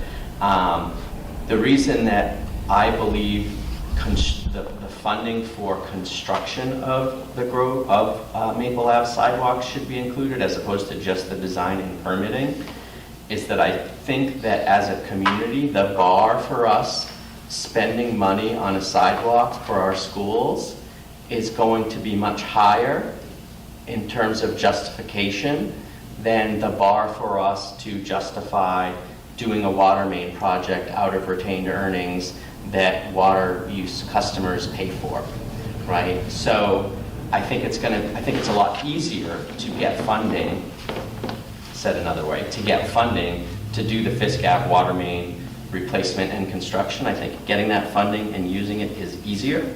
I think will be much more challenging because we've been talking about it for years to get a sidewalk put in place for the schools and the kids in town to get from our two high schools to West Upton Center where several of them work and meet and have appointments at the Whole Child and go there to socialize. That bar is a lot higher, and I think that this is a unique one-time opportunity that we'll have to fund that project, which is why I supported it and I continue to advocate for and support the construction of a sidewalk on Maple Ave from this ARPA funding for the school children. This project's shovel ready. The Now, water- if we have to go to borrow money or to file for grants, we're putting that out another year. For the water project, No, for the water project. I don't think I could speculate on the timing of that. It's something that the finance director and I had previous conversations about, but we didn't pursue it enough to be able to come up with any kind of a time frame that I feel comfortable sharing. Well, you'd have to go to town meeting, which would be a special town meeting in the fall, so that puts you 6 months behind on that. Yeah, anytime we need authorization to use retained earnings or to adjust any of the budget, that has to happen at a town meeting. And where the Maple Ave sidewalk project, that's not a shovel-ready project. That has environmental impacts. There's retaining walls. You're dealing with the railroad crossing, and that's the town project, not the railroad project. And the sidewalks and environmental permitting. So you don't support putting in a sidewalk? I support it, but not for what you're going to do with $1,073,000 won't even touch that project. How do we know that? Well, it's pretty easy to Well, I think figure that out. that's why you do the design, so that you get it right. I would assume the $280,000 would get us a pretty clear estimate of what the project will cost. I think I'm just going to stay up here. Yeah, you must. Or take the microphone into the seat. We have an estimate for the scope of work related to anticipated right-of-way issues and a full design of $280,000. We further have a construction estimate from the same engineers. Again, it would be fine-tuned when the design is done, but their construction estimate, I want to say, was around $1.5 million for the sidewalk. So between the two, you're at just about $1.8 million. What about replacing the, well, I'm sure we have to put one of those railroad gates there, right? Now you have to get federal permits for that? I don't know the answer to that question for the railroad. I'm sure GURR would work with us just fine. Yeah, To put in I don't doubt that they sidewalks would. I think they would too. They definitely would. The difference is the project has hurdles, without a doubt, but all projects have hurdles. There's wetland impacts that have to be mitigated. There would definitely be some takings involved with the right-of-way acquisition. We've dealt with that before in town, it's not new to us. It's a timely thing, though. I think that the logistics of from start to finish, you're probably looking at 1.5 to 2 years of a project to make that come to fruition. And I would remind the board as well that the reason there was a tremendous sense of urgency around spending this money and looking at shovel-ready projects and doing what we could do immediately was when we were worried about the federal government clawing back this money so that they would take back unexpended funds. That risk and concern has gone away because of the recent debt ceiling budget that was approved. So this money is more secure, there's more clarity, there isn't a fear that this money is going to be pulled back. And Joe, you can validate that. But given that, the reasons that we were looking and acting on using this money with a sense of urgency have gone away. So we should also consider that as well. Well, I am considering the urgency of this cab, and we have a flooding problem down there now. This will push it out another year. You're going to have construction on 140. You might as well get it done when you're all said and done. The construction on 140, the Fisk Ave is all done. I mean, it's been like that for how many years, this Gab? So I don't. You don't have to deal with the water and everything. Brett, if it was in your backyard, you wouldn't like it. You're nice and comfortable in your house. Well, I'm glad to know that's why you're all here, right? I didn't know that. I don't live here. Nobody said that to me. You obviously talked to Maureen. That's good. She's walked through your backyard. False step away from a lawsuit. Yeah, lawsuits right around the corner. I've been down Fisk Ave, yes. Nobody has talked to me Well, from then how Fisk did you know Ave. that it floods? It floods and Take ices. a walk down there someday. It ices and, I mean, you have kids, you're talking about sidewalks and the kids go to school. I mean, someone's You gonna got slip. safety issues down there with, Why didn't you say that before? before what? Really? Before now? I'd like to know how many. I did, back when we first talked about this whole thing. I Yeah. voted no I understand. to go with Maple Ave. Fantastic. And I still feel strongly about Fisk Ave, and there's a few others too. That's I'd great. be worried about. That's fantastic. I certainly appreciate that. I recognize the struggle. It's been like that a while. I'm all for the project. I'm all for funding the project. This isn't a question of doing it or not doing it. It's a question of we have the opportunity to do a project that we wouldn't otherwise do. We are going to fix Fisk Ave. Period, end of story. Before or after someone gets really hurt. It's going to get fixed, right? So it's been the way it has been for a long time. I recognize the frustration. I believe I get it, right? But the fact we have to be very thoughtful and strategic. We're talking about millions of dollars of expenditures here. So I get it. And if it's a matter of a year, then it's a matter of a year. It's not great, but there's no perfect solution. We've also been talking about putting in a sidewalk on Maple Ave for years and years and years. So that project, I can virtually guarantee you, will never get done if we don't use these funds to do it. Fisk Ave is going to get done regardless. Regardless. So Why don't I think so? that, I mean, well, 40B is gonna get done years and years and years, and now we're getting jammed down our throats. so hold on. Excuse me.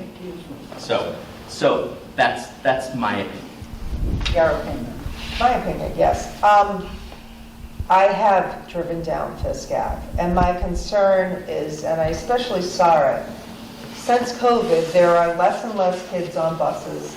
There are more and more parents driving. We talk about the sidewalks and the children. Most of the high schoolers drive themselves. Most of the people standing on Fisk Ave are elementary kids. I have been down it all times of the day, all times of the year. It is flooded. It is a hazard. It becomes icy. My concern is living on a main road, everybody flies to get where they're going. They forget that it's not their neighborhood. Fisk Ave is a cut through. To me, the sidewalk needs to be repaired. The flooding issue is a safety issue, and it's a safety issue that affects school children. They're standing right there waiting for the bus, and I've seen it. And I've also seen people go down and splash those school children. And to me, it's unacceptable. To have to put it out to bid. Interest rates this morning were almost 7%. What are they going to be next year? No, the days of 2% interest are long gone. I get it, Brett, Maple Ave, but in the grand scheme of things, I think more children are on Fisk than I've ever seen on Maple. I couldn't agree more. There's more children, it's slippery, they're young children. It's not for me a question of whether we do this or not. It's a question of how we use the ARPA funding. And to me, it makes a lot more sense to use the ARPA funding to help the kids that are walking back and forth to work, that go along across a railroad track today, that walk on a narrow road with no sidewalk at all. So I agree Fisk Ave needs help. I agree Fisk Ave's sidewalks needs to be improved, but right now there's no sidewalk on Maple Ave at all. Kids are walking in the road. I've seen kids walking there in the winter with plows, with snow, trying to get back and forth. I think that's more of a danger than what we've got going on Fisk Ave. So I agree there's risk on both sides. Both projects need to get done. I highly doubt that, and I believe that using this money, this ARPA money for Maple Ave makes more sense because, again, I think the bar to get that project approved is going to be a much higher bar than getting Fisk Ave done. Fisk Ave is going to get done within 24 months regardless, right? We're ready to pay for it. It was going to happen whether we had ARPA or not. If we do Fisk Ave with this ARPA money and we don't do Maple Ave, I guarantee you in 10 years there will not be a sidewalk on Maple Ave. And I guarantee you that in 2 years, whether we pay for this, use ARPA money or not, Fisk Ave is going to be under construction and renovated. So mark my words, I'm going to write that down, put that in minutes. So we're looking at remaining available in ARPA is 1.7 million. I do not think 1.7 million is going to begin to touch Maple Ave. It's literally what you just said, Norm. No, He said that's the construction 1.8 estimate. before, correct me if I'm wrong, Dennis, 1.8 does not include the land takings and the conservation and the retaining walls and everything else. Am I misunderstanding In the something? middle, thank you. Appreciate that. No, you're correct. 1.8 was $280,000 worth of engineering and a construction estimate of $1.5 million. It did not, there was, if you look at Ty and Bond's response, they had items that were not included. Land takings were one of them. And there were several other items I wish I had had the proposal with me tonight. But there was a small list of items that they did not include in their estimate. Most of it was included. But most of it was. Most of it's the construction, Right. 1.5 million. So, just, All right, does that well, help? Does that help clarify? It does help clarify that because I don't know what's, when I drive down Maple Ave, I see, if I start at DPW, I see West River on my left. I know it well. Me too. Used to walk it all the time as a kid. The cemetery, but When there was no sidewalk, you used to walk it? No, there wasn't ever a sidewalk. We used to just go down with So you're familiar with what the kids do? Yeah, I am. And my son went to Valley Tech and he got yelled at by a certain member of our society on a daily basis. And kids will be kids. Yeah. But I don't know what the conservation requirements are. When I look at it and I look at putting a sidewalk, I look at the lake or the pond or the source of water. Yeah. It's too narrow there. So where is the road going? Do we have to move the road? Do we have to move the sidewalk? How does that work? That's what the engineers figured out and estimated. And those don't change, right? Like, that's not going to go away. So it's if we're going to put in a sidewalk, right? That's why it comes back to the funding, right? This is a question about how we fund the project. The project isn't going to get easier if we don't fund it. No, right? The project is the project, and we've got an estimate to do the project, and we've got money to fund it that we won't have next year. Any other discussion? No. Mr. Racketen. This gap has needed to be redone for 43 years, since I've lived here. I hear you. Maple Ave, when I was on the Economic Development Committee, I in fact recommended that we do a sidewalk on Maple Ave. I remember that. And I think Dennis, it might have been before you, but the estimate then, this is like 5 years ago, was over $1 million. We have that estimate. The thing about Maple Ave and the sidewalk is high school kids will not use the sidewalk if it's there because it's shorter to cut through the cemetery. And that's what they're going to continue to do. You can see the wear marks along the road. So somebody's walking along that road because it's down to dirt. And there's a path you can see where people walk. So I get what you're saying. I used to walk on that road all the time. And I don't walk on there anymore because of the part by where the cemetery is. You can't Not walk safe. there. It's not safe, I agree. But for high school kids, they have an option, they can cut through the cemetery, and that's what many of them do. When they cut through the cemetery, when they come out of the cemetery, there's a dirt path that they can walk on to get all the way down to Main Street. Not ideal, but it's certainly not as hazardous as having little kids, elementary school kids, walking on Fisk Ave with a sidewalk that is falling apart, with a big puddle that's there whenever it rains, that causes all kinds of drivers to have to veer out of, to not go through the puddle. It's just not safe. I have no lack of empathy, but it's been that way for 43 years. It's been that to way your for own 43 points. years. Okay, so why isn't it being, now we have the opportunity to fix it. It's still going to get fixed. That's what I'm explaining to you. That's what I'm trying to say. I hear what you're saying. I'm just saying that if we have the money to fix it now, we should take advantage of it and use it. The funding that Dennis suggested, options for getting complete streets funding for the sidewalk, if it takes 3 or 4 years to get a Maple Avenue sidewalk, to me, that's a trade-off that I think is in the town's best interest. Fix Fisk Ave in time for the TIF project on 140, and do the Maple Ave sidewalk when we can get funding for it through Complete Streets. And if it takes a little bit longer for that, to me, that's a trade-off that makes a little bit more sense, because we're talking about little kids versus high school kids.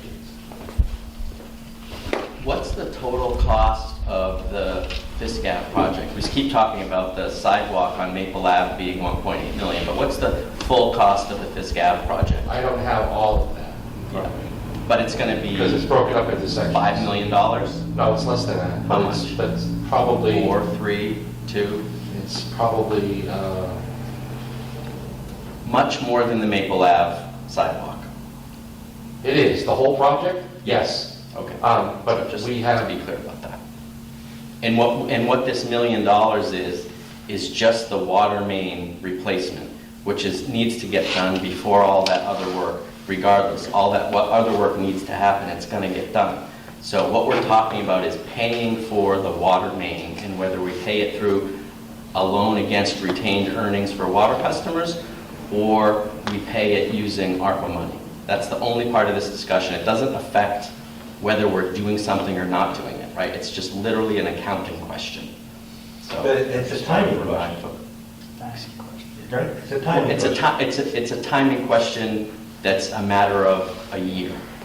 So Brett, it's been a year, it's been years and years and years, and nothing's come of it. It's always next year, it's next year. I've never told Until you. my kid gets hit by a car. I've never told you that, Brett. I've never said that. I'm here now telling you. But I'm telling you now that when my kid gets hit by a car, because the road's full of ice and the sidewalk's full of In the ice. winter, when it floods across the whole road, and it freezes. Come take a And ride it's by. ice. I'll show you pictures on my phone You right now. can't walk. Same thing happens in Northbridge, I know. You can't walk down that road in the winter. That won't be fixed if this gets paid for.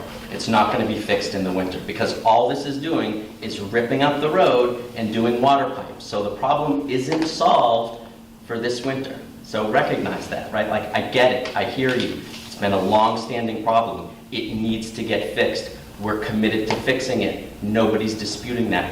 I get it. It's not going to be fixed for this winter regardless. I have a question. Dennis, when you and Brett were talking about finances and numbers, you started to say yes, but, and you didn't finish your thought. Do you remember what you were going to say? You were talking about millions and costs, and you said yes, but, and then you stopped. Oh, that's killing me. For Fisk, you did. It was about Fisk. And it was about the total cost. Oh, I remember. Thank you. Yeah, it's been a long day. We don't have all of the design done for the rest of Fisk because we couldn't until the water main was done. Until that was actually put in and we know what the as-bilt's going to be and we don't hit ledge and have to move it or whatnot. There are certain aspects of the design that we couldn't complete for the rest of the road. But we had an anticipation of what the total costs were going to be. And we've been saving up Chapter 90 towards it. And I believe with this round coming, I have about $1.2 million towards that. And the very next thing we would do after the water pipe is put in is drainage. That would be number 2. Number 3 would be the sidewalk, and then 4 will be the pavement. How long will that process take? The goal was, while the water main was being installed, we prepare the final design for the drainage and get ready to put the rest of the project out to bid, so that by the time the water main was done, the rest of the project will go out to bid. So what timing exactly? Well, you really trying to pin me down on this, but it's... Ballpark. I know, yes sir. It would probably take the better part of 3 or 4 months to do the water main. If you remember Hartford Ave North, we start off by a bypass, make sure we can make it by everybody's properties, and then we start the, it takes a little bit longer for us because we don't leave the pipe in the ground, we remove it. And then install the new one. So probably the better part of 3 to... Is there any way the drainage is fixed for this winter?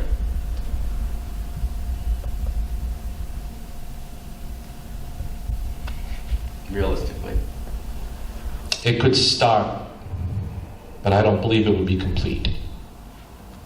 It would depend on if we had a mild winter like last winter, yeah, we might pull it off. But if we have a typical New England winter, it would probably be completed in the spring. From your perspective, as the Director of Public Works, if we don't pay for the water main through the ARPA money, can we still get this project done this summer?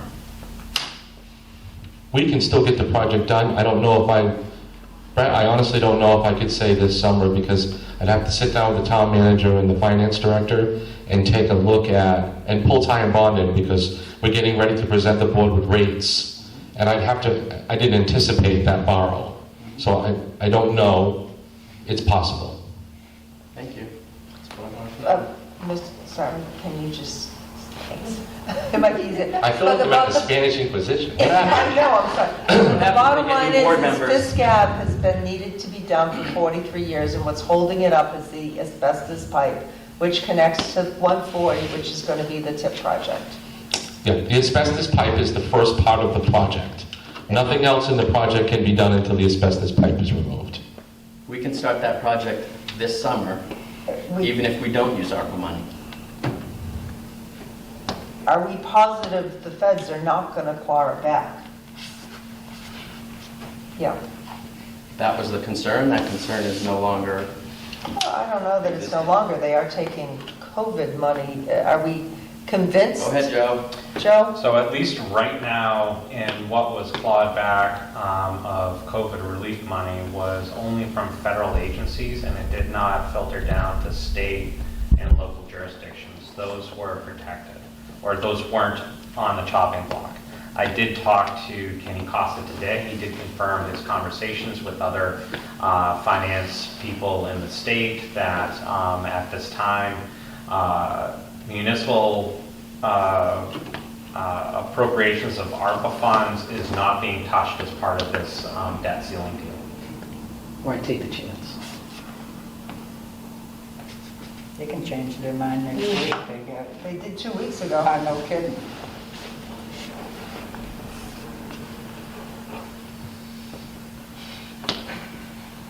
question? I don't think I have any more questions. Can we ask questions? I don't have any more questions. I'm good. Could we ask, I don't want to. Yes, you can ask a question. Just, Joe Poirier, Fisk Ave, just to follow up on that. So are you making a point if things were to change that we could lose the money altogether? That was originally the fear. There was, at the beginning of 2023, there was various conversations coming out of one of the political parties that any and all unspent ARPA funds should be clawed back, that was active proposals in the February and early March timeframe as the debt ceiling deal started to come about.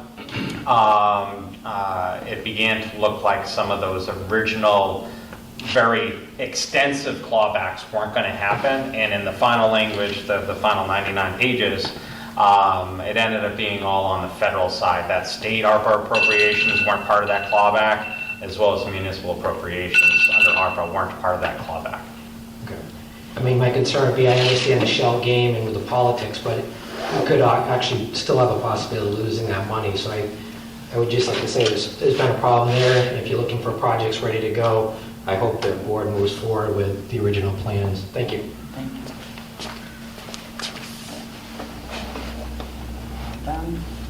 We have a motion to approve $1,073,898 for the Fisk Ave water main replacement construction. Within the packet, I didn't prepare one. I have it as discussion dependent, not knowing where things were going to go. I would like to make a motion that we allocate the ARPA money towards the construction of the Maple Ave sidewalk.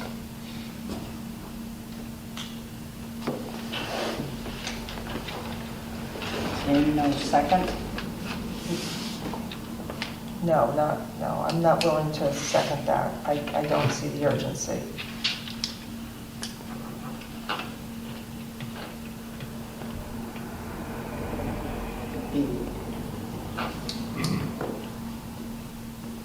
Do you not want to make any motion? Maybe I'm doing my selectmen's training on Friday. This is confusing the heck out of me. We don't need to rush it.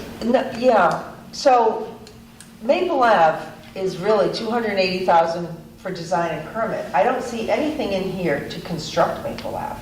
But I do see Fisk Ave water main replacement, and my understanding is Fisk Ave will never be fixed if we don't do that. It will get done. It's not the question.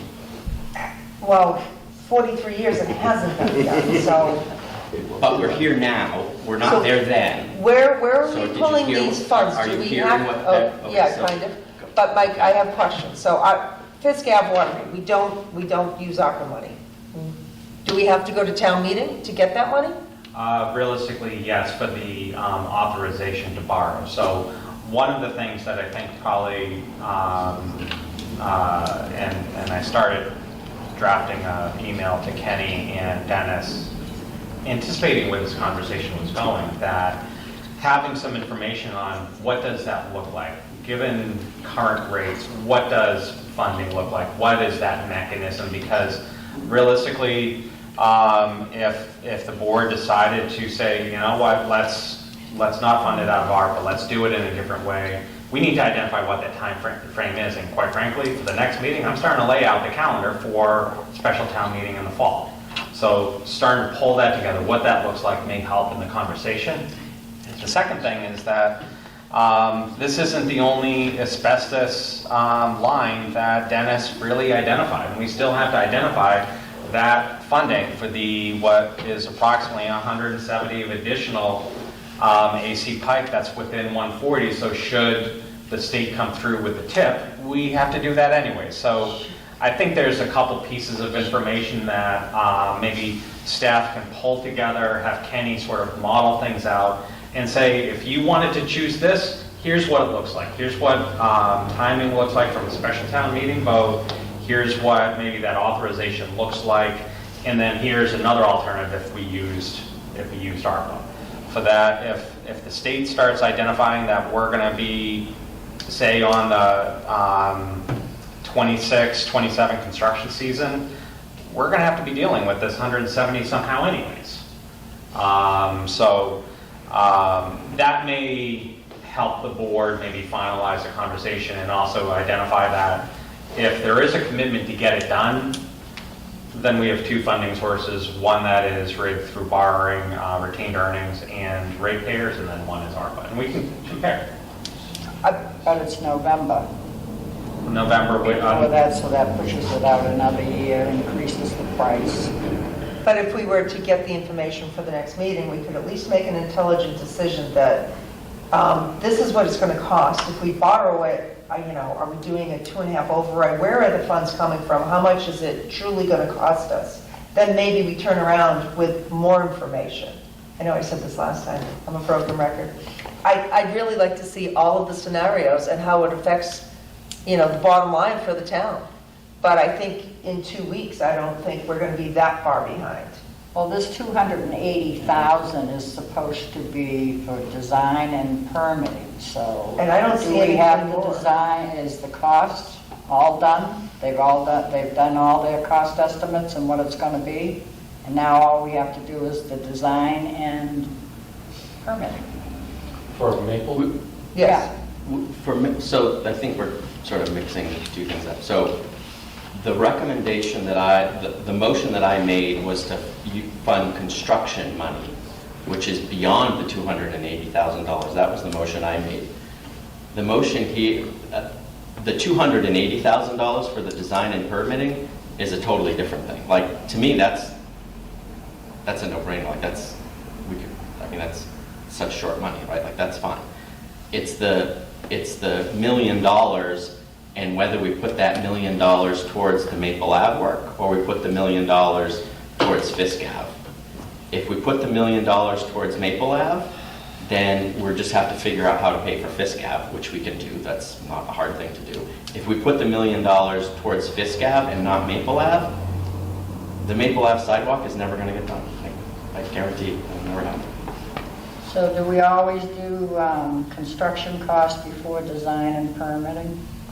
No, we ask for a construction estimate so we have an idea.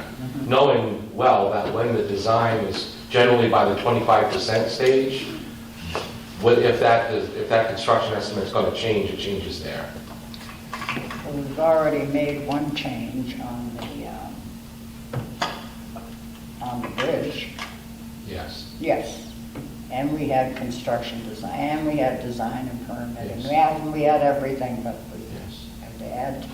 We're in an unpredictable market still when it comes to goods and services. Yes.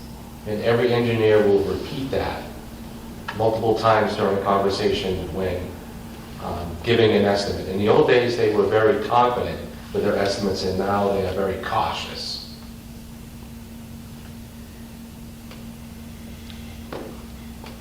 So I'm certainly supportive of getting more information. I can support that. I'd like to see that, Joe. Then we have all the scenarios. We're not guessing. Like I said, it's 2 weeks. It's not 43 years, it's 2 weeks. And could we have everything included on this cost estimate for Maple Ave? Everything I can think of. And if there's grants, if there's safe school grants, wouldn't that apply to Fisk as well? Technically, Yes. good. Could we get both? Could we get safe school grants for Maple and Fisk? Does anybody know? And then we could put the ARPA money somewhere else. I was going to say, regardless of what we do with ARPA, that's right. We should absolutely pursue that for Free money is free money. For both, right? I'm the coupon lady. So, I'm compelled to speak Yes, to that. please. I won't talk about all grants, let's just talk about complete street grants. We have gotten to tier 3 on our complete streets in this town. Tier 1 is when you start off by getting the state to recognize you as a complete streets town.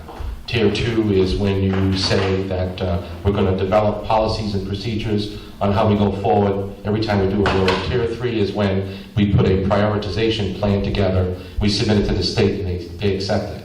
We've done that, which makes us eligible now for Tier 4, which is actual funding. However, if I can tell you that Fisk sidewalk is not on our prioritization plan, on the top of our prioritization plan. Every sidewalk is, but it's nowhere near the top. So if there's a process that's involved, where if we're going to use complete street money, that's going to have to change, be submitted to the state, get accepted, and then we can go after the funds. Where is Maple Ave on the street projects? Do you know? Is it on the list? It's on the list. Prioritization? Every sidewalk is on the list, and that street's on the list as well. I don't know where it is. It's closer, I suspect it's closer than Fisk, because it ties into Pleasant, and Pleasant is on the top of the list, because it has the schools, and those sidewalks are out of compliance. I'd be more concerned with, and I do walk those sidewalks, and they are out of compliance as being kind. But I'd be more concerned with no sidewalk than an out of compliance sidewalk. Well, if we get more information for the next meeting, can we see, what are our possibilities or what grants are available? So I'd like to see where all of the money's coming from, so we can make an informed decision.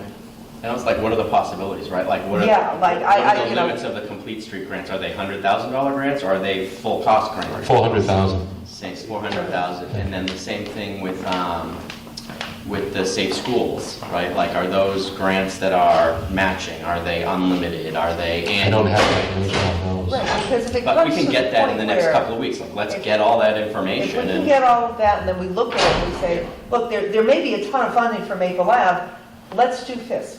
Yeah, That's what I'd like to see. totally. Right, if there's funding we can get for Maple Ave that we can't get for Fisk, then that It's a changes no-brainer the that we use ARPA for calculus. Fisk, and we get Fisk done. Yep, I'm totally open Okay. to exploring that and getting that information. Do my best. It's a lot of information. 2 weeks seems like a long time, but It's not. it isn't. 2 weeks seems like tomorrow. No, but can you, best you can, It's at absolutely. least make an informed You decision. have my word. Appreciate it. Thank you.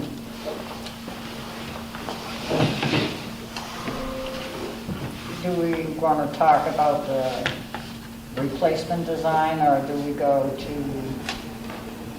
we have asbestos cement water line replacement, Route 140 design, 45,000.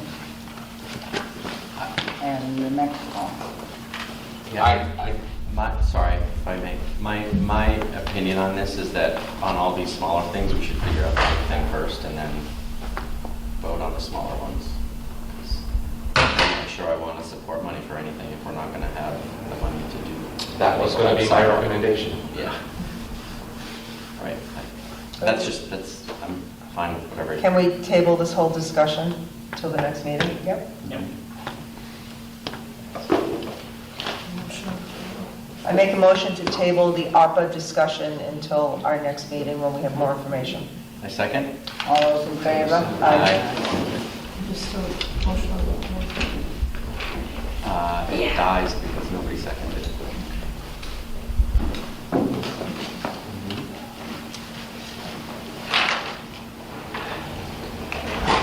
Uh, 6D, hiring process under the town manager act. Okay, so I had sent to the board a memo that basically summarizes the Town Manager Act, provided links for the personnel bylaw, personnel policy and procedures manual, and then sort of talked about past practice as it related to appointments. Just very, very briefly, Town Managers Act, Town Manager acting as basically personnel director. There's a provision within the act that says no appointment, disciplinary action or termination by a town manager of a town officer or employee shall take effect within 15 days notice being provided to the board. Board may approve or disapprove the manager's proposed appointment within said 15 days, or the board may waive the 15-day right of refusal by a vote at an open meeting. As the board had experienced, basically since June of last year. We had a lot of turnover in staff, and we're filling and appointing positions really diligently, and including, with the board reviewed reorganization of the land use department. So through that process, was basically following similar process that the former town manager had done, as far as providing an email notifying of intent to appoint, and depending on the classification of the employee, would provide either background information or not. So for example, department heads, and in my letter identified, provided cover letters and resumes for not only Director of Land Use and Special Services, but Treasurer Collector, Principal Assessor, also for Director of Elder and Social Services. So those department heads provided the board with that information. For then support positions, say police officers, EMTs, highway personnel, or department administrators. These are more support functions that fall and report to a department head. Had basically summarized the hiring process, summarized the skills, and in some instances, like Dennis provided a letter of recommendation for having one of his employees elevated to be the water and wastewater superintendent. So, welcome Laura to the board. Take old processes, put it through board members, and it's everyone should rightly say, hey, what is this? And how can we waive a process when know nothing? So that's what the intent of that memo was, to sort of detail not only the authorizing language under the Town Managers Act, but then also sort of talk about past practice, and also proposing maybe some things for the board's consideration, so we can all be on the same page. Mm-hmm. What Blythe used to do was not the same as what Derek did, and that does not mean that we can't identify what this process ends up being. So I had indicated for the board that for appointments of department heads, I basically follow the exact same process that I had, where that identify the, provide a copy of the cover letter and the resume. When someone accepts a position with the town, we basically say, as part of accepting this position, we're going to share this information so that the board knows, and people are then okay with that. So want to continue with that process. Try identifying a couple other sort of strata of employees, part-time employees. Dennis hires seasonal employees for parks and all those things, and these are people that may or may not come back the following season. So I had in my letter said, some of those appointments, maybe we don't need to follow this process as far as this notification, and especially resumes and cover letters. Same thing with police. There's all sorts of assessment that occurs that for police officers to get, not only approved, but psychological tests and extensive background, that we're not going to pull that out of a resume. So I try to say where they're from, what their experience is, what their education is. But when we get to maybe some of those support positions, those department specialists / department coordinators within town, I proposed in that memo that may be one of those things that when we get a recommendation from a department head, which then I include, that we can include a redacted job description. So at least you have an idea as far as what their general background is. We all know resumes do not necessarily indicate who the best candidate is. Some can read really well, but they're only, scratch the surface and you find that they're not the best, or that what may look like the best candidate, you may realize through the interview process that they're not, and you want to go with someone else. But all those things end up being confidential, personnel-related things that we can't divulge. It's just once we offer the position. So I had proposed that for those department specialists to provide that letter from the department head, and then redacted resume. So at least the board had an idea as far as the caliber of the candidate that we were going.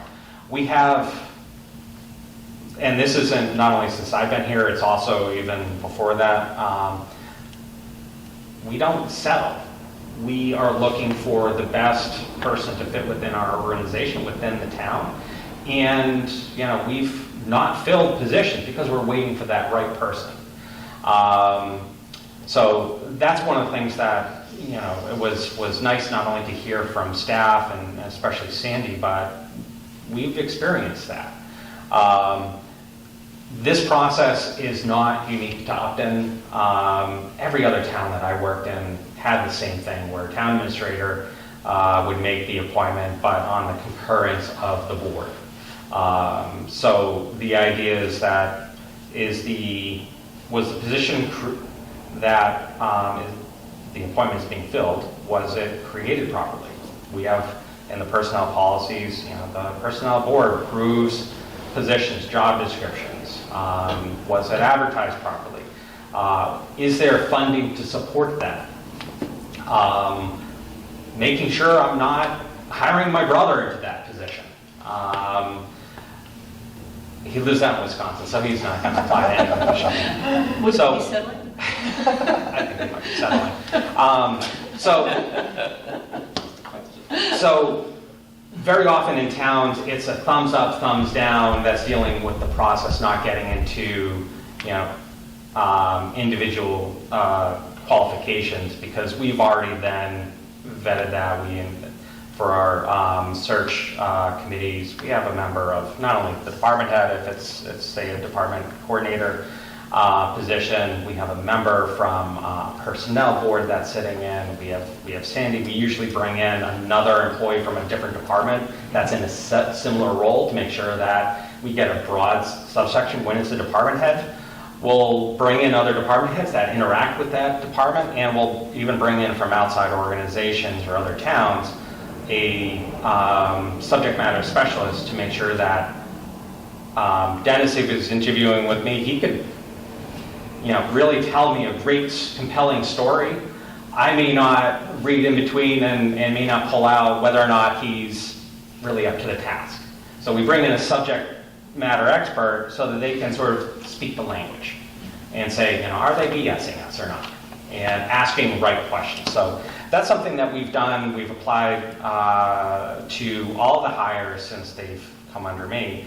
So I wanted to sort of memorialize that sort of proposed process so that we can then be on the same page and have a discussion, because not only does the Town Manager Act not really define what the criteria is that the board could say deny an appointment, and also doesn't say what I need to submit to you. I could just say, Joe's starting in 15 days, let me know if you want, and not do anything. So I want to be able to give sense of the candidate, a sense of how we think this person is going to service the town and you know, help make the town better. So wanted to sort of lay that all out, because we don't have really anything documented, and it has changed from Blythe to Derek, and hopefully with me just want to solidify it so that going forward we say, here's a memo, here's what we're doing.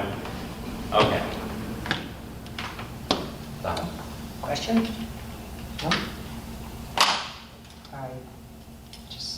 We got a name, I knew nothing, it said approve or deny, and I thought, well, that's interesting. And that's where, at least, depending So on how this I think the more conversation information happened, we have, what I would be doing is just following up with the email, with the redacted resume, so that then can pose the question again.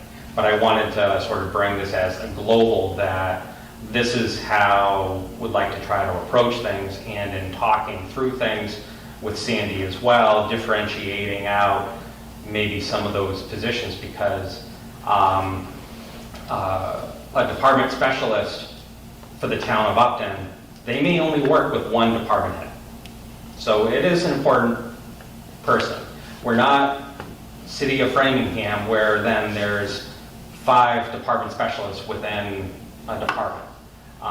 So this is the first person that people see, so want to be able to provide some information so the board at least feels comfortable that like we've gone through, and like I said, we don't settle when someone comes along that we're like, they're going to make this organization better. We try to act quickly. I can imagine a scenario where, as a board member, I would overrule a hiring decision that you guys made.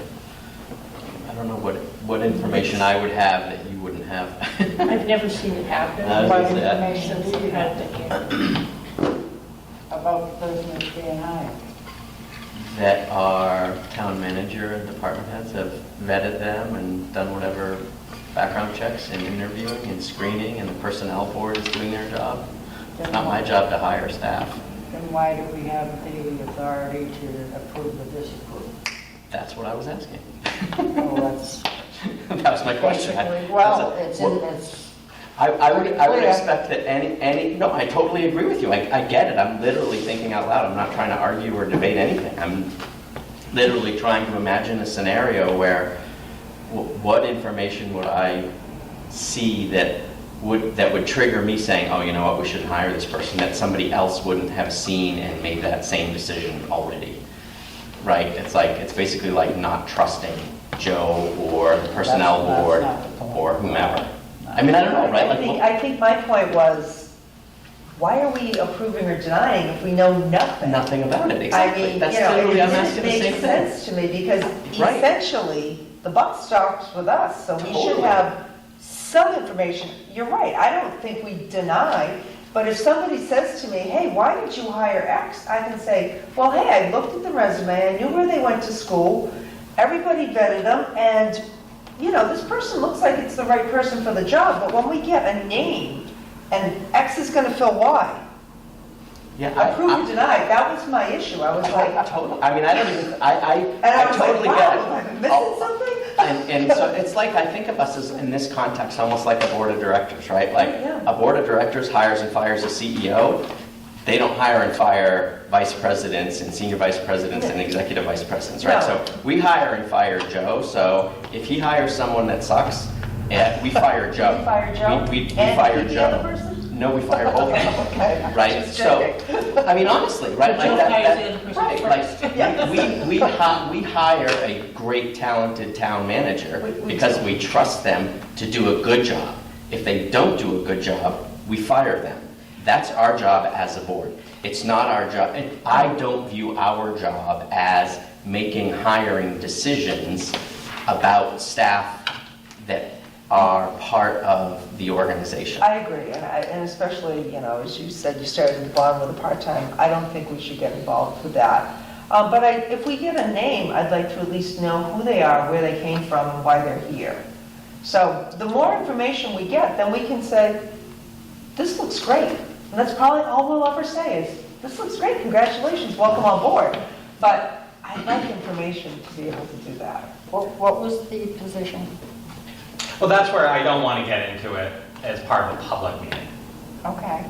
Right, I think we're talking more about I think a general policy policy. discussion. Because I agree with you, like, if we're going to be asked to approve or deny something, we need more than just a name, Yeah.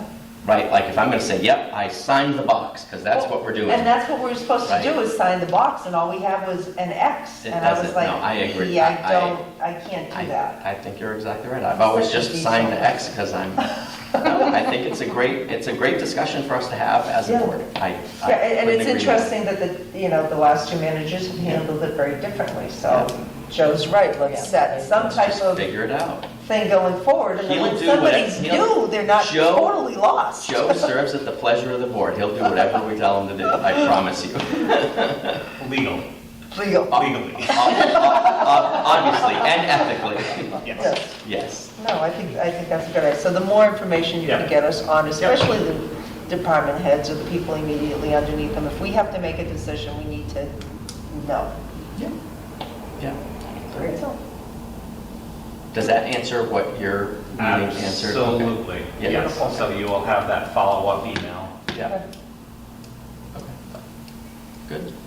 So, Next, we have the minutes from May 16th, 2023. Everybody read them? Yes. I did, they look great. I make a motion, we approve the minutes from May 16th, 2023. Second motion. All those in favor? Aye. Vote unanimous. Look at us finishing strong. Yeah, and before we adjourn, I just want to, because technology has been great. When we're up at Town Hall, we just turn on Teams and just hit record. But would like to thank Paul Norton. He is our Upton cable manager. So he's been here, as well as Chris Karen, who is our IT. I don't think you probably met him, but he's our shared IT personnel with Mendon Upton Regional School District. So the two of them have been helping me run this as we sort of realize that this room may be needed in the future for meetings, and it's sort of helping identify how we can get Teams to run, how we can get this out for people to view, but then also maybe solve some technology issues that we'll have to work through to make sure that we can accommodate future meetings a little bit more efficiently. Thank you both. We do, we appreciate your time.